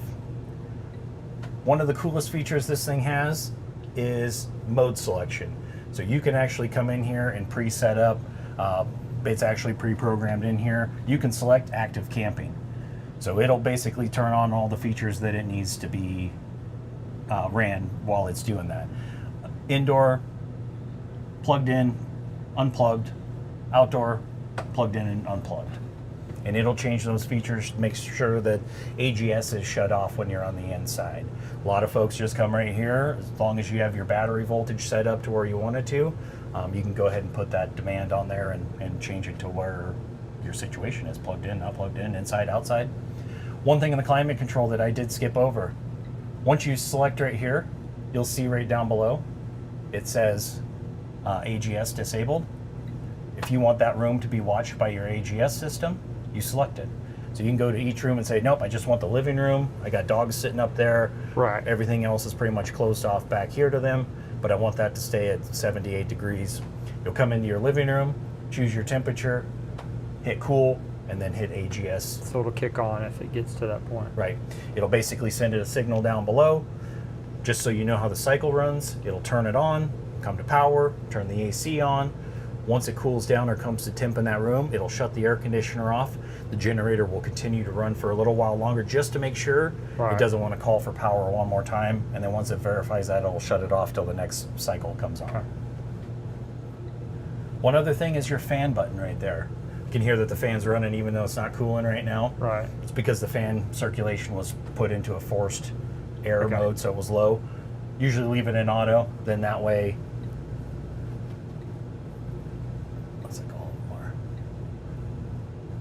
that'll shut that fan off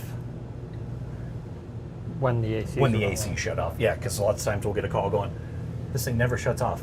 Your fan's probably set on a setting like Gotcha. that. Auto will always run it in the cycle with the compressor at the same time. All right, so we were on coach mode, activated.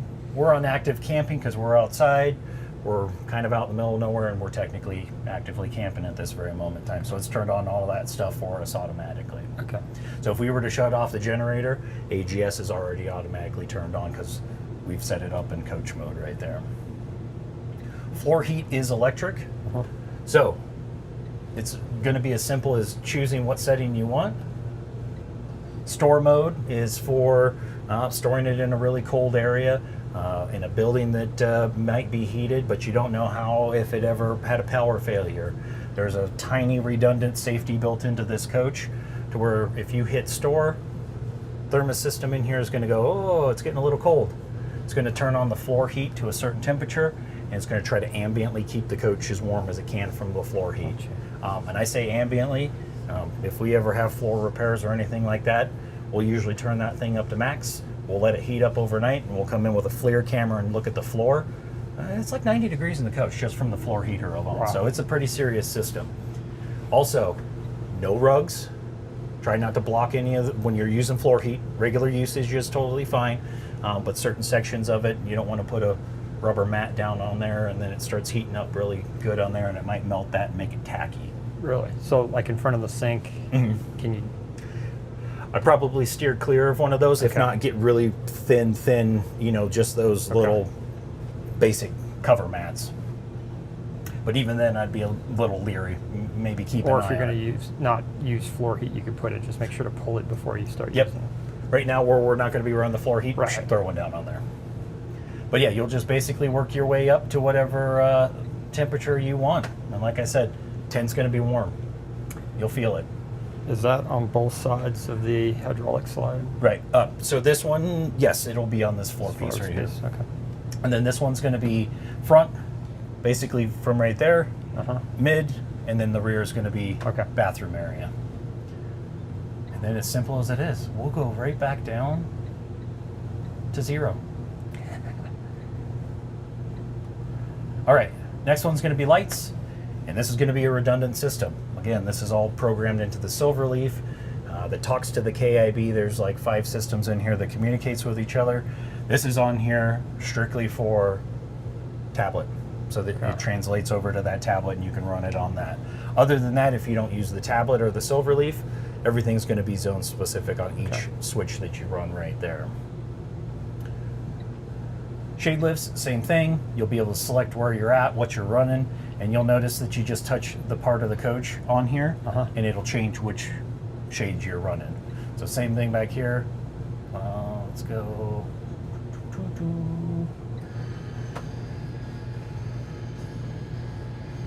And definitely good at throwing around aft and forward and all that kind of stuff. So play around with those switches and, you know, get memorizing. That's the one thing I always think about on walks, teaching people where the switches are at, and then you're at home flicking switches. Oh, what's turning on? What's moving? Looking around for it. Door locks, you can also lock and unlock them from right here. More or less, just like I said, this gives you the ability to get up out of bed real quick. If you hear something rustling around on the outside, you can make sure everything's locked up down below. Vent fans, on and off. Turn them on. You can turn off your rain sensors. Most helpful place for rain sensors being turned off is going to be in that rear bathroom. Say it's a nice day, no rain in sight, you're taking a nice hot shower.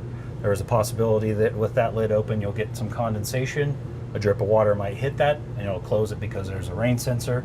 You'd be able to go into master bath, turn it on, and then highlight that rain sensor override. Okay. So that means that that fan is on, it's going to be open, and it's going to be running. And it doesn't matter if it starts raining outside, it's not going to automatically close itself. The fans don't have a cover over the top of them, correct? Right. Okay. And with this ceiling being higher than the rest of the coach, since you step up into that area, be cautious because we've been running into some of the fantastic fans or max air fan covers that we put over there, increase the height to where you might not be able to get into buildings and stuff like that. These ones are a little bit different, so the stool room, midship bathroom, whatever you want to call it, it'll be low enough that those won't affect too much of the height. But with this cathedral ceiling in the back, you will have a bump up there, so you gain a couple 10 inches. All right. But yeah, straightforward, on, off, shut it down, and then you can turn it on high, low, medium, or just hit the high again, and it'll shut the blades off, and the fan lid will just be up without a fan running. The rabbit hole of the settings, you'll get into some stuff. If you click it, it says, what's the code? I don't know what the code is. That's between SilverLeaf and the technician that's on the phone that's probably hooked into the Omniscope up front. So those settings are going to be locked out. A majority of them are going to be kind of inaccessible at a certain period of time. I'm sure once you get more familiar with your coach, you can figure out how to get into some of those, but set in the clock that we can set right now as a demonstration.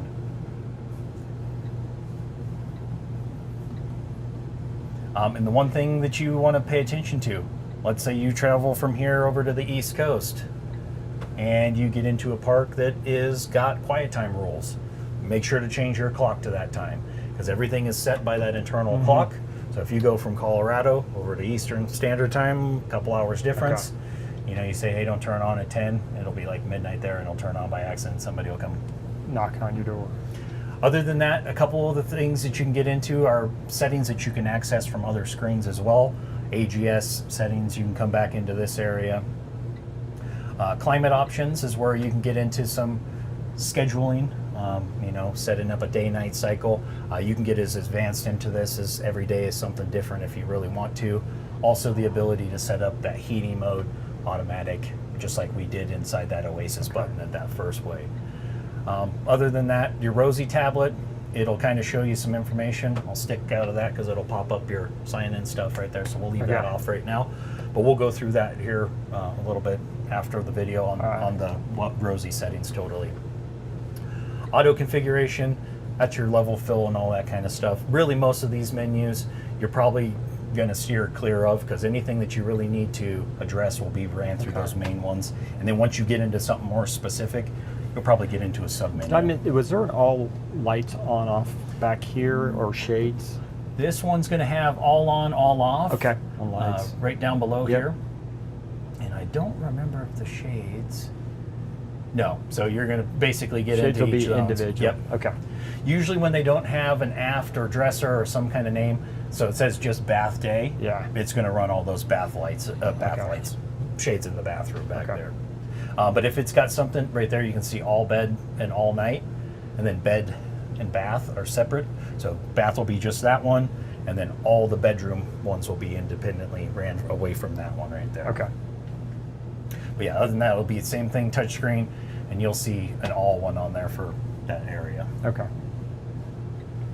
That's SilverLeaf. All right. Majority of the controls and everything will be ran through that. Everything else will be ran through the KIB touch panels that are on the side walls here. And again, handy little reminder, you get into here and you go, systems, I don't remember what systems does. That was the simple one, it's only water pump. But you can always hit that I button from any one of these panels, and it'll give you a little bit of tip on what's going on there. All right. Back behind you, bed lift. You will have your tabletop extension pieces and then your two folding chairs. And the table itself, both hands, pulled straight out. There's no latches or unlock. And once you push it in, there's a little pressure latch on the backside that'll kind of help keep it in there. But other than that, just kind of pull it out, fit in your leafs, fit in your tables, depending on how many extra people you got with you. That's about all we got down there. Anticlimactic, open that up. All we got is chairs and table leaf pieces. Storage up above, and then you'll see a couple switches that are underneath here. They're going to be your speaker switches. Okay. For these two speakers. They ran off of the dash. So if you have that dash playing up there, you don't want sound coming out here, you can shut those speakers off. We can hear a little bit of radio. Barely coming through. Okay. But other than that, you're also going to have a KIB touch panel under there. It's going to have a little bit more broad controls. You'll have some outside light controls, all on, all off, because you'll notice some of these lights panels don't have an all on, all off for the lights for every panel, but back here they give you a majority of the control of the stuff for that area. and then there is a little, gosh, what would I call it? Little cable run hole, basically a cover up, so you could run power down through there if you needed to, any type of cabling or anything like that. At the top part of your side banisters, you're going to have a little cutout so that you can run your charger from that outlet and cables up through the top and set them up top of that little pedestal right here. Moving into the bathroom,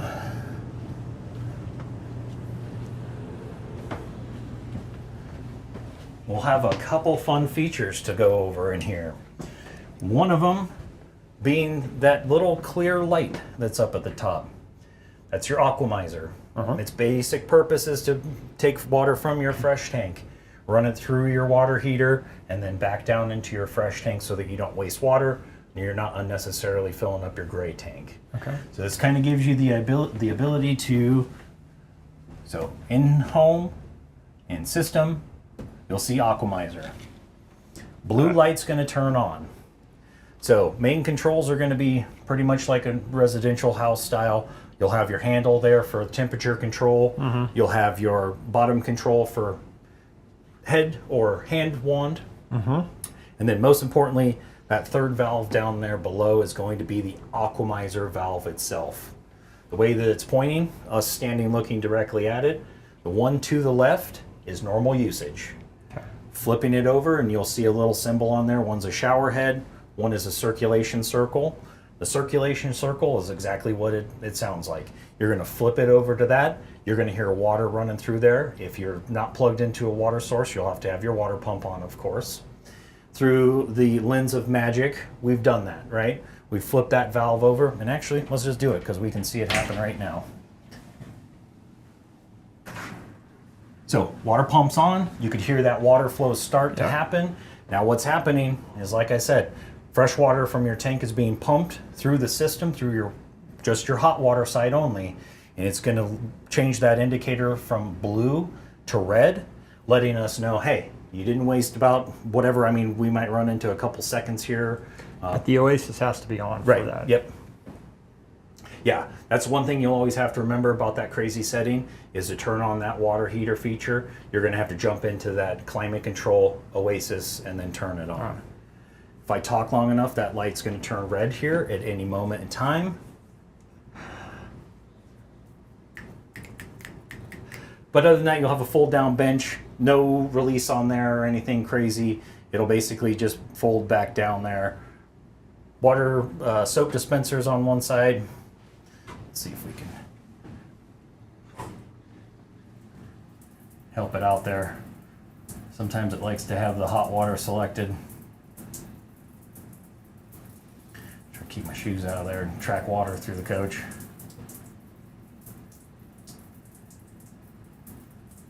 Was the Oasis on? I think we left it on. Maybe we just shut it off. That still should have a little hot water. You were playing with the electric and the burners, so you may have shut it off. I may have shut them off. We'll flip that back over to regular use. As some would say, TV magic, that turned red on us. Now we know it's ready to go. For now, we're just going to shut it off. This is the fun of being live. Boom. Now we shut it off. Yep. Regular camp, you might be hooked in the water, not really worry about that, but dry camping, that does save quite a bit of water. Right, and gets you hot water right away that way too. Right. Electric shades on this side will be ran by this touch panel over here. Flusher switch is going to operate the same as the one in there. Fill it up, let it go, and then there's always going to be just a little bit of water that stays in there. This has the added extra features on there that we'll go over later because those are not standard. But you'll always see just a little bit of water down in the base below. That's normal. So that'll always be there for travel, keeps that seal nice and moist. Also helps, keep everything kind of blocked for gas while it's down. Yeah. Other than that, flush is flush. And the same warning symbol is going to be on the middle there. Okay. If it gets into a different color, address the black tank level on there.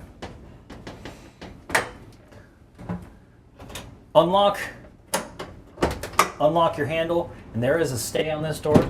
So once it pops open, you do kind of have to give it a pop back open to run.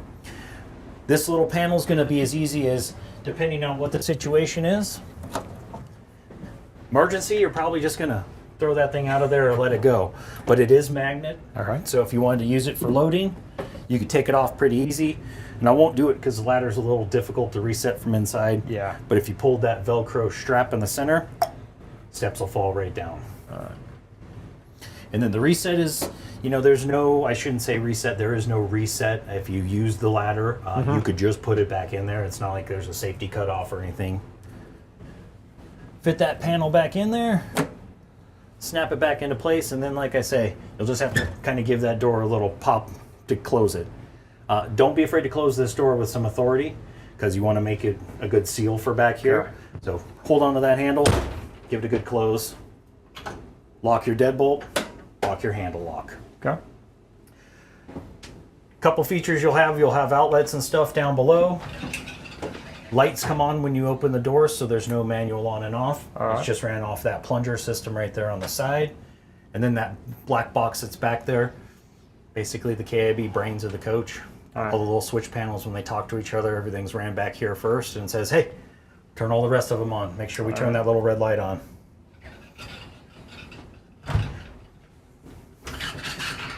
Panels down below, they are removable, more or less for engine repair or any situation you might have going on the top of that engine compartment. Okay. Front panel will pop off, and then of course that floor piece will do that. Probably not something you'll dive into yourself unless you're an engine mechanic. No. I didn't know. I didn't ask before. No. No, that's past my skill set. That is why we're here. Yeah. Outlets are inside of the little medicine cabinet, and you'll feel there's no latches. Everything's magnetic, but you can just basically pull those tabs. Okay. This side is going to give you some water access. It is a 110 plug back here for that heater. And then your water source down below if you needed to shut those off for any emergencies, or just winterize, or if you didn't want to use the washer, you could just shut the water source off altogether on there.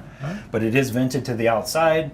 Try to check that venting just like you would at home. Have somebody check it out just to make sure you don't got lint buildup in there. Yep. I don't think got is the right way. You don't have any lint buildup. Yeah. Proper English, Ron. Proper English. Yeah, proper English. We're working on. Yeah. You and I. So doors are going to open up. Real quick gist on the dryer. You're basically going to choose your setting, and then you're going to hit play. It's going to be high or low. Okay. Lint catcher in the front. And then the washer down below is going to be pretty much residential style. You'll have your soap tray right there. Okay. Bleach, softener. Then you're going to choose what cycle you're going to want to run. Everything's color coded as far as regular cycles, light cycles, you know, wool and all that gentle stuff will be darker blue. Power button over here on the corner. It's going to come on, and of course it's going to change its settings automatically depending on what you choose. These buttons over here are strictly cycle manipulation buttons, so if you wanted to change spin, it wasn't exactly what you wanted, you could just change those. Once you're ready to go, play and pause. Kind of like the dishwasher. Yeah. It'll do its thing. You can push pause and it'll stop, and you can add some stuff in there if you need to. It does go to sleep automatically, but you can always shut off that power button. Yep, that's pretty straightforward. Ran a cycle through it already this morning, tested it out. Little catch tub at the bottom, and then does it drain out? It does. There's a little back in the back area back there. And then you'll have a little laundry drawer down below. Soaps, fabrics, softener, sheets, anything you might be using. Pretty straightforward on the bathroom though. And then like I said, zone specific on these lights. And you know, your mirror lights. And one thing to bring up is when you see courtesy lights, those are going to be all the floor lights throughout the coach. So it'll light up the entire coach if you turn courtesy. Just those floor lights. Okay, you can't isolate the back. Right. Okay. Yep. And then the accent lights, or is that the counter stuff? That's going to be the... Just... Okay. This one.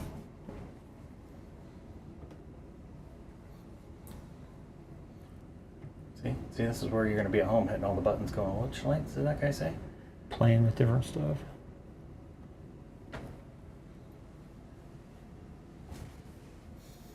back behind you. I always forget they put those lights That's in there. thing. Okay. Yep. Got it. But yeah, as long as this little bar is here, fully adjustable is up and down for brightness and dim. All right, so what we can do from here, most of the major components we've covered. You know, bedroom stuff, switches like that, that'll be something fun for you to do when you get home. Yeah. What we can do is we'll go do a little bit of the breakdown process. We'll bring those jacks up, we'll let the coach air up, then we'll bring those slide rooms in, and we'll sit down and go over some of the dash cluster controls. All right. If we want to start back, let's do it right.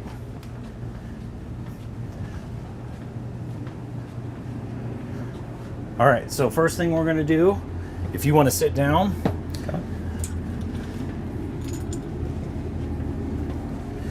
so foot on the brake whenever you're going to start it. Try to have the key fob semi-close up here. It's only a little radio signal. Once the green light pops in, hold that button down till you hear it start. Dash cluster is going to wake itself up, but while that's happening, we can do auto store. So right below where we hit auto level, hit auto store.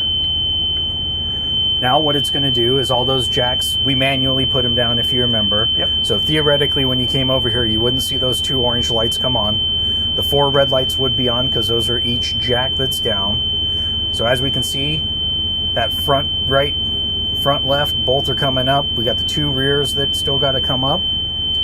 Once that process is completed and those jacks are all the way up, that's when the coach is going to start to air itself back up. Okay. This is probably the most important part to remember about the whole setup breakdown process, is that you want to keep an eye on your gauges up here. Right. You want both of those gauges to be maxed out at about 140 psi-ish. They'll stop right about where that one's at. Okay. Was that alarm for your jacks down or Right. for your air system? For the jacks down. Okay. Yep. Low air will pop up every now and again. That rear secondary tank still had a pretty good amount in it, so it wasn't too concerned. Okay. With it though, one thing I always tell people to listen for is the blow off out back. That lets you know that your air suspension's filled up all the way. I don't know if you can feel it kind of rocking us a little bit as it's filling up. Yeah. It's real minimal. But that blow off in the back lets you know that it's completely aired up. That's usually the sign that I go off of. It's okay to pull these slide rooms in. Okay. The biggest reason is the travel of this room up and down is you want this air suspension filled up all the way. Like I said, I was explained to me by a Newmar engineer, when they build this thing in the factory, it's traveling around at right height the whole way it's going. So it's basically, that's their plumb, is what they consider. Okay. And any more, you know, more or less, like I say, that blow off is your best bet until you get real familiar with your gauges. We're pretty close to being full. So I'm going to walk back and I'm going to bring in that rear bedroom slide. Okay. And then as I come back up, if you want, you can run these 2 big slides in. All right.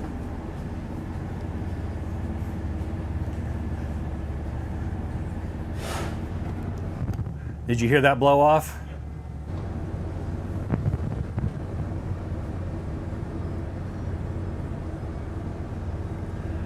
Do your best to run rooms in All right. all the way in or all the way out.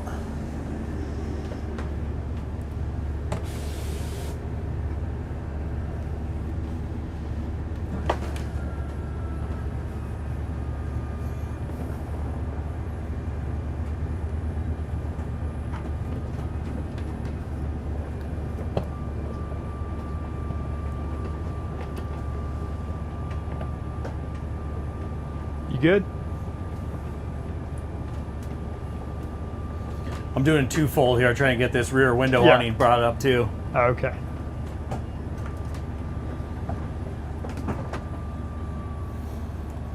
It's like that scene in Indiana Jones where they're driving in between 2 boats and they're getting closer together. All right, so I'll come up here. I'll stand right here.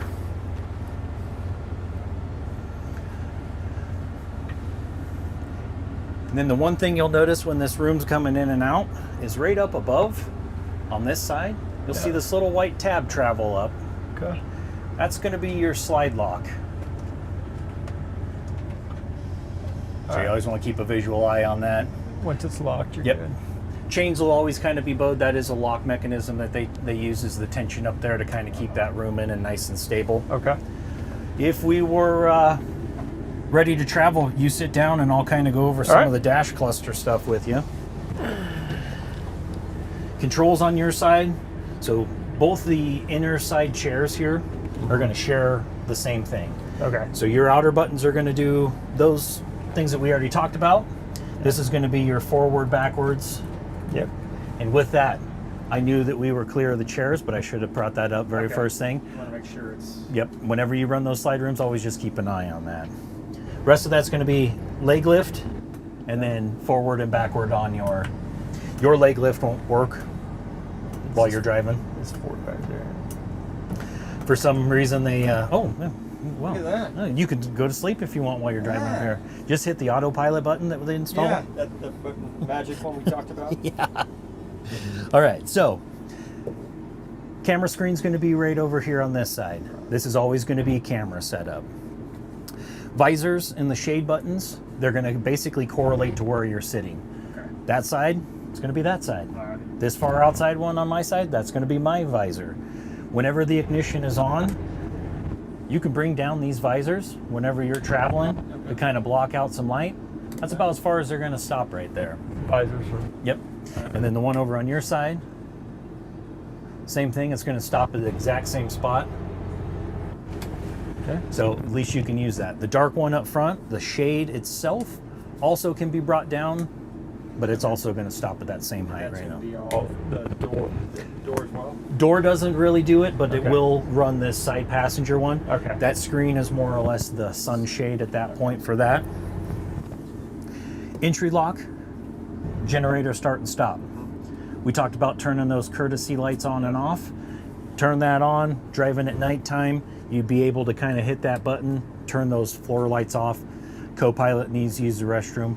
Turn them on. You can't use the restroom while you're driving, so don't try it. Where's Tesla mode? Yeah, exactly. All those dock lights I pointed to on the outside, on and off. Okay. Orange light lets you know it's on. High, low, medium are going to work together with this button that says OH fan. OH is overhead fan. Right. So it's going to be a windshield fan that's built into the upper part of up here. Okay. Turn that on. Low, medium, high.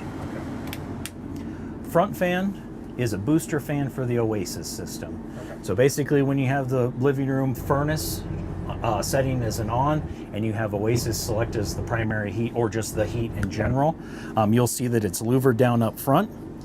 When that furnace is on and running, whether you're moving down the road or you're sitting at camp, let's say that since this is kind of a glass capsule sitting up front here, you do have the ability to turn on that booster fan. Okay. So when that furnace turns on in the living room area, your fans will be set on low up here. Okay.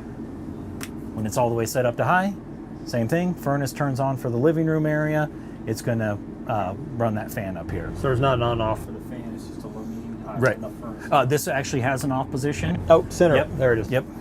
Just in case it's not that cold and you don't want to roast up here, because it'll get toasty. Okay.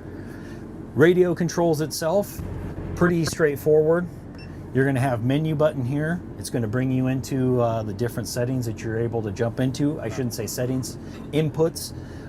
One of them being your camera selection. Camera selection is going to be pretty intuitive as far as what you can run and what you can't run from right here. Side cameras, left and right. Left looks like it's asleep. And then cycle around through there. You can independently change each one of those cameras. And then when you go to the rear view camera, one of the cool things about it is that's going to be your normal view. And then you kind of have a wider fisheye lens. And then you have one that's going to be a direct hitch hookup. So it's nearly pointing almost straight down so that you can hook up pretty easily. Gotcha. And then to get out of that, whatever camera you like, we talked about too, jump around here a little bit. With whatever you're running over there, I can change these settings over here from the co-pilot settings. Okay. And then they translate over to what you're operating on. Okay. Why is this one? That camera, I think it's on break for right now, Oh. so we'll have to take a wait, gotcha. get some coffee put into it. So Yeah, exactly. It's already met its quota for running for us right now. But if you had a trailer camera hooked up on that setup for the Voyager system in the back, okay. that's what trailer cam 1 and 2 are. Okay. Some people have livestock trailers, so you Yes. want a view for the inside, and then you can have a backup camera if you want it as well. So menu right there, like I said, is going to bring you into those inputs. Mobileye also being one of them. Not a whole lot of settings per se for Mobileye in here. Really more or less the tones and the warnings that you're going to get. Okay. Everything else is going to be kind of ran through that front upper dash cluster right there. All right. Hotkeys that are over here, you'll have navigation. That'll take you to navigation. Cam will take you to camera, and FAV is a favorites button. You can change that at any point in time. Okay. You know, if you had any type of audio that you wanted to hook in auxiliary, like a iPod or a Microsoft Zune or something that didn't have Bluetooth availability, Right. You could plug it into those plugs over there by you, Okay. and then you'd be able to operate those.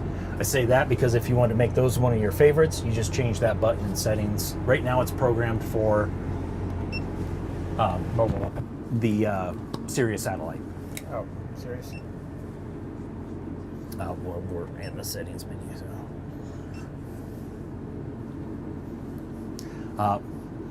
Radio stuff too, when you get going, they'll need that stuff when you get in there.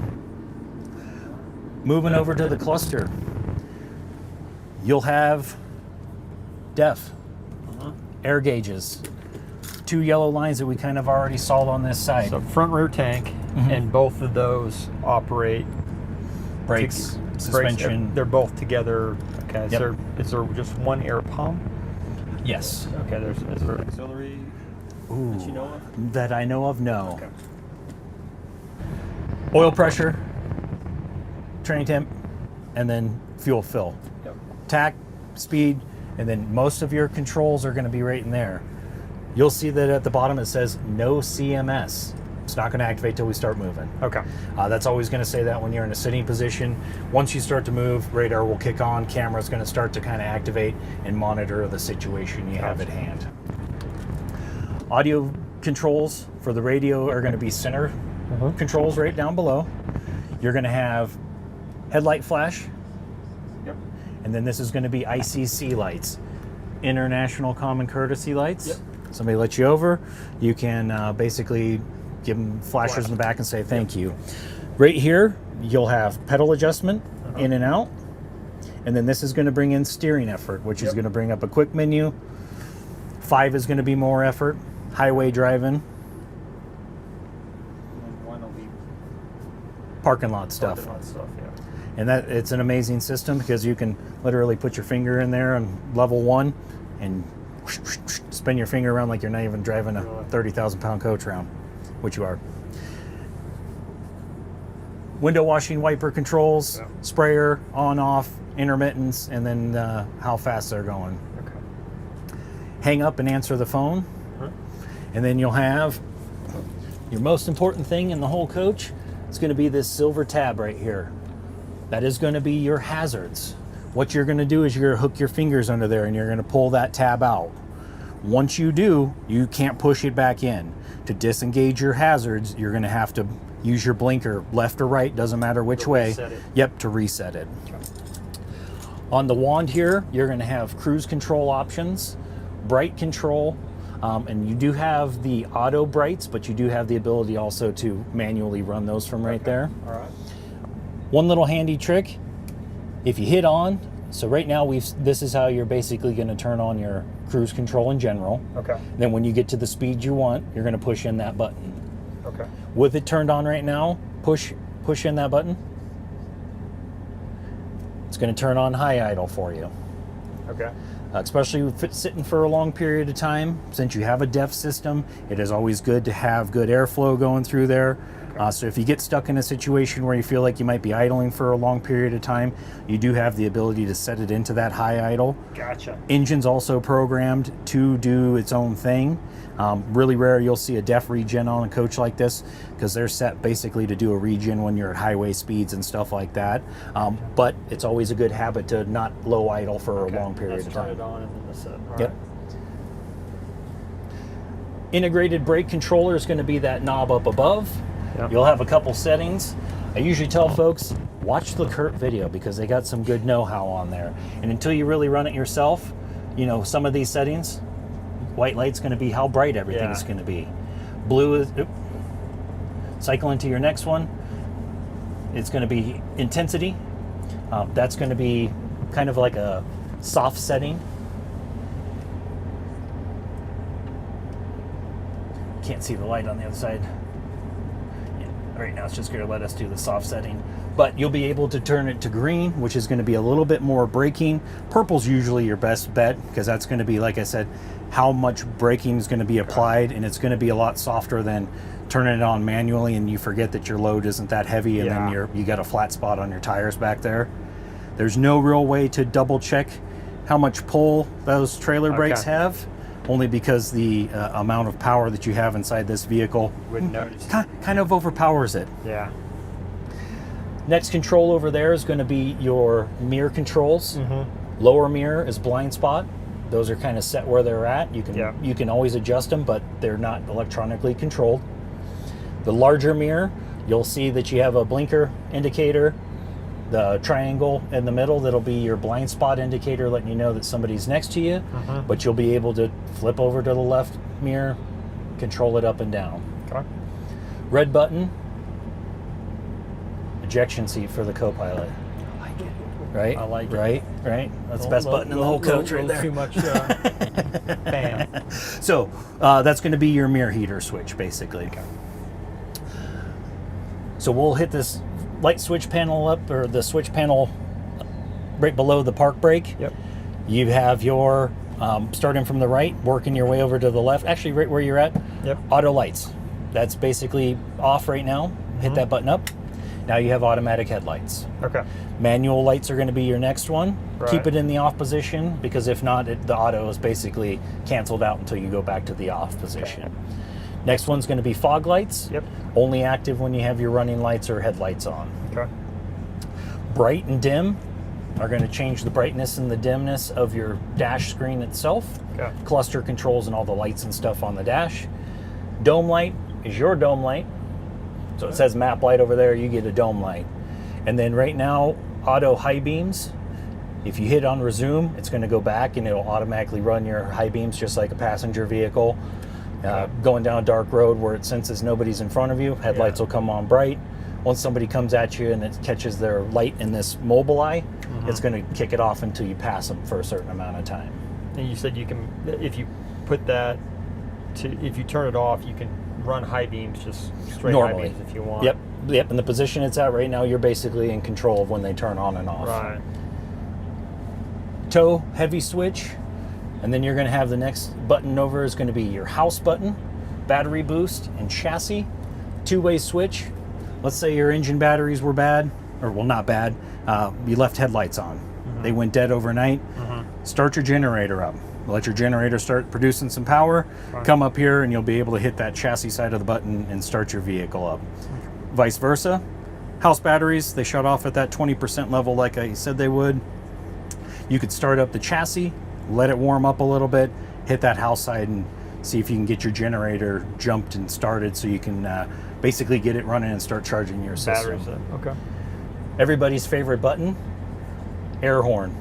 So the position it's in right now is going to be your air horn. Okay. If you push it down, this is going to be passenger vehicle, city horn, all the different lingo. Regular horn, air horn is going to be flipped up. And the same, with the air horn on, this will operate the air horn and the regular. Push it. That's what it sounds like. Window control, up and down. Yep. I forgot that we're on, if we could do that or not, I'm not sure. Okay, we're clear, we're okay. ATC override, automatic traction control. You're probably not going to operate that one a whole lot normally. That's going to be a slippery situation where you want to keep those tires from trying to block onto the road, you know. Traction control kind of pulses a little bit so that they try to get a grip. You get onto some ice, sometimes that gripping just cancels itself out because it's just like poof, poof, poof, poof, poof. So you're able to turn that automatic traction control to off so that that feature is inert for a little bit of time and you can get off of the patch of ice or something that you might be parked on that the wheels aren't grabbing onto. Okay. But normal operation wise, you're probably not going to run that one a whole lot. Over here, the last couple switches we have, the one closest to you is going to be your level of your engine brake. So low, medium, and high. Middle button is going to be on or off. Right. And then your tag dump, basically you got a couple settings on there. You have tag, disabled, and manual. Manual if you want to manually run your own tag axle. Majority of the time I tell folks, go ahead and leave it in the auto position, because once you get into a backing up or any type of thing like that, it's going to automatically run itself. Try to pull forward a little bit to make sure you look down your tires at the rear of the coach through your rear view. Right. Make sure they're aligned with the coach before you lock or disable or dump that tag axle. Okay. And same thing when you go into reverse, try not to be turning, try to get those wheels lined up in the rear before you engage that reverse so that they lock into a straight position back there. Okay. And I shouldn't say lock so much, it just basically dumps the air out of the bags and gets them out of the way of steering effort. Then that other panel that we saw there is going to be our jack up and down. So we'll go over this center cluster, and that's kind of our last little bit. Ooh, I skipped one important thing. Climate control. Yep. You can make it hotter or colder in here. Just like caught up. Yep. So in here, this is going to be your home screen. Okay. So these are going to be the cluster controls that control this selection in between here. OK is going to be a confirm to get into any menus. House is going to bring you back to trip, because trip is home. Okay. So that's home. The back arrow is literally just going to take you back one page in the menu. So if you get into multiple pages, back arrow is going to be the one that takes you out of there. Up and down on there, if you want to scroll up, we'll go to auto or air leveling. Push OK, and it's going to bring us in here. There's about a 3-inch travel up or down. Okay. So when you go into high ride, it's going to be a 3-inch lift. Okay. Go into low ride, it's going to be a 3-inch lower. All right. It's about a 6 to 8 inch travel, so average, 3 to 4 inches up and down. Auto level is going to put you into an auto level situation. It's not going to lock the coach into swaying, so it's kind of a trip. You stop at Walmart for the night or something real quick, and you just want to park in the camp or in the parking lot, level out so you're not off kilter. But you'll still have a little bit of movement when you walk around in the coach. Your hydraulic jacks are always going to be your best bet for permanent leveling, but it's a quick resource. Hit auto level. If you want to hit OK, we can hear what it's going to do. 2 tips, high level and low level.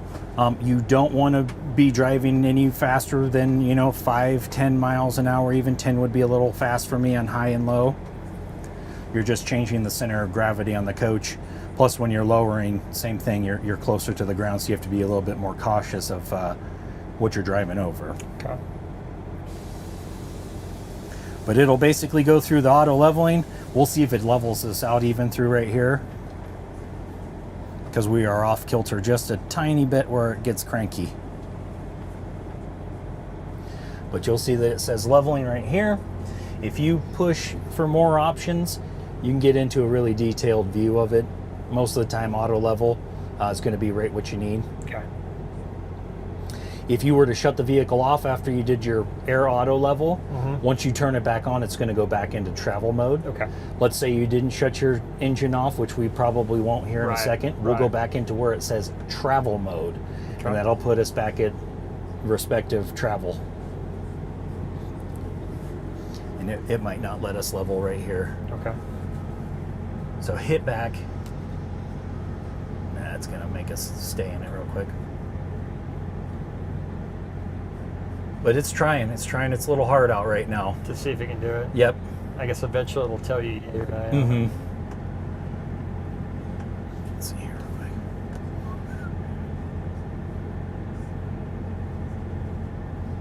So we're just going to go back to travel mode. If you want to hit OK. So now it's going to air us back up like normal.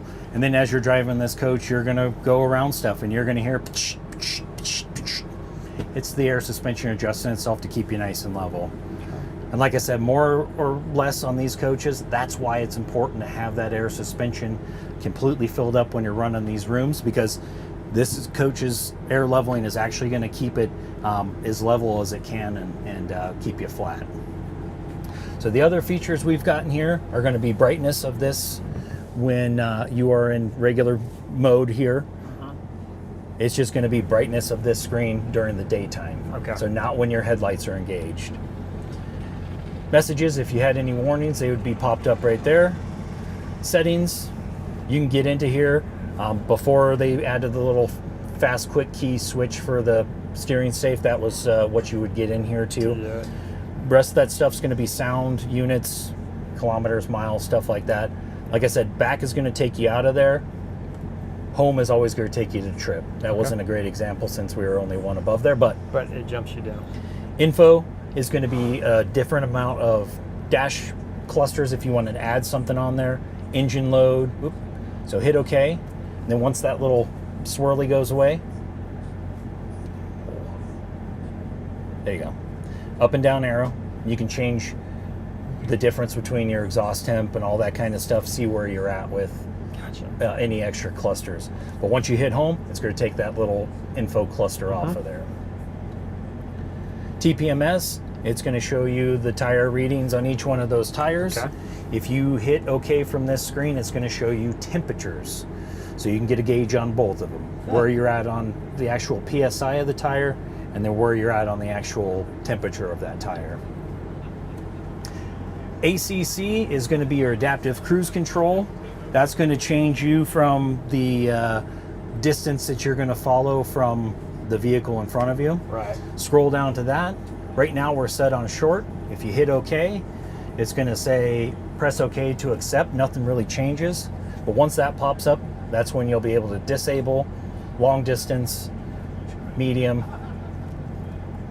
3, 2, about 1 car length in front of vehicle in front of you. You turn the adaptive cruise control on and off through the dash. Through the dash, right. So it's going to pop that little thing up there. It says ACC turned off. Yeah. That warning's going to be on there, that dash, just to let you know, hey, you are in full control of braking this thing if we go into any type of cruise control situation. Right. The Mobileye itself, like I said, those settings are going to be in here. They're going to be headway notices, lane departure warnings, and stuff like that. All their settings are changed out throughout the head unit. All of your adaptive cruise control is going to be that ACC at the bottom up there. You'll also have a charging pad up over there, and yeah, we already talked about that USB audio plug over there. Anything you can think of you got questions on? I know there's questions. There's going to be 1,000 questions. No, I mean, I think actually covered. I knew a little bit coming into this from having previous RVs, but this obviously has a lot more to it than the ones I've had before. So, but I think got most of it covered. You got like a C+ walk today. You know, you did okay. Yeah. Yeah. One day I'll get to an A. Well, if you don't got any questions, what we'll do is we'll shut off that old generator. We'll turn the engine off, and we'll finish up the rest of the day. Yeah, I'll chew on it and I'll let you know. And then I'm sure when I'm camping or start to drive it, then things will start popping up that I didn't think about. Before you go, I'm going to give you a business card to a gentleman here that'll be a help of, you know, how things work and how things operate. Like I say, up there in that little sticker in your window, even if you take it off, put it somewhere handy, because those folks over at Newmar, they'll also be able to assist you over the phone if you ever need anything. All right. And that's the standard park brake release when we... And then, of course, your transmission cluster over there will be pretty straightforward. Yeah, that's just a normal Allison. I had that on my toy hauler. So, all right. All righty. We'll shut that generator off if you want to hit that stop button for the generator. And then we'll go ahead and hit that ignition switch off.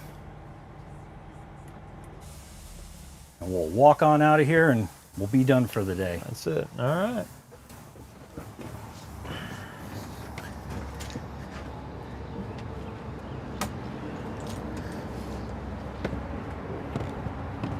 And for now, we don't need to really turn anything off, I think. Nope, I'll clean it all up from here. All right.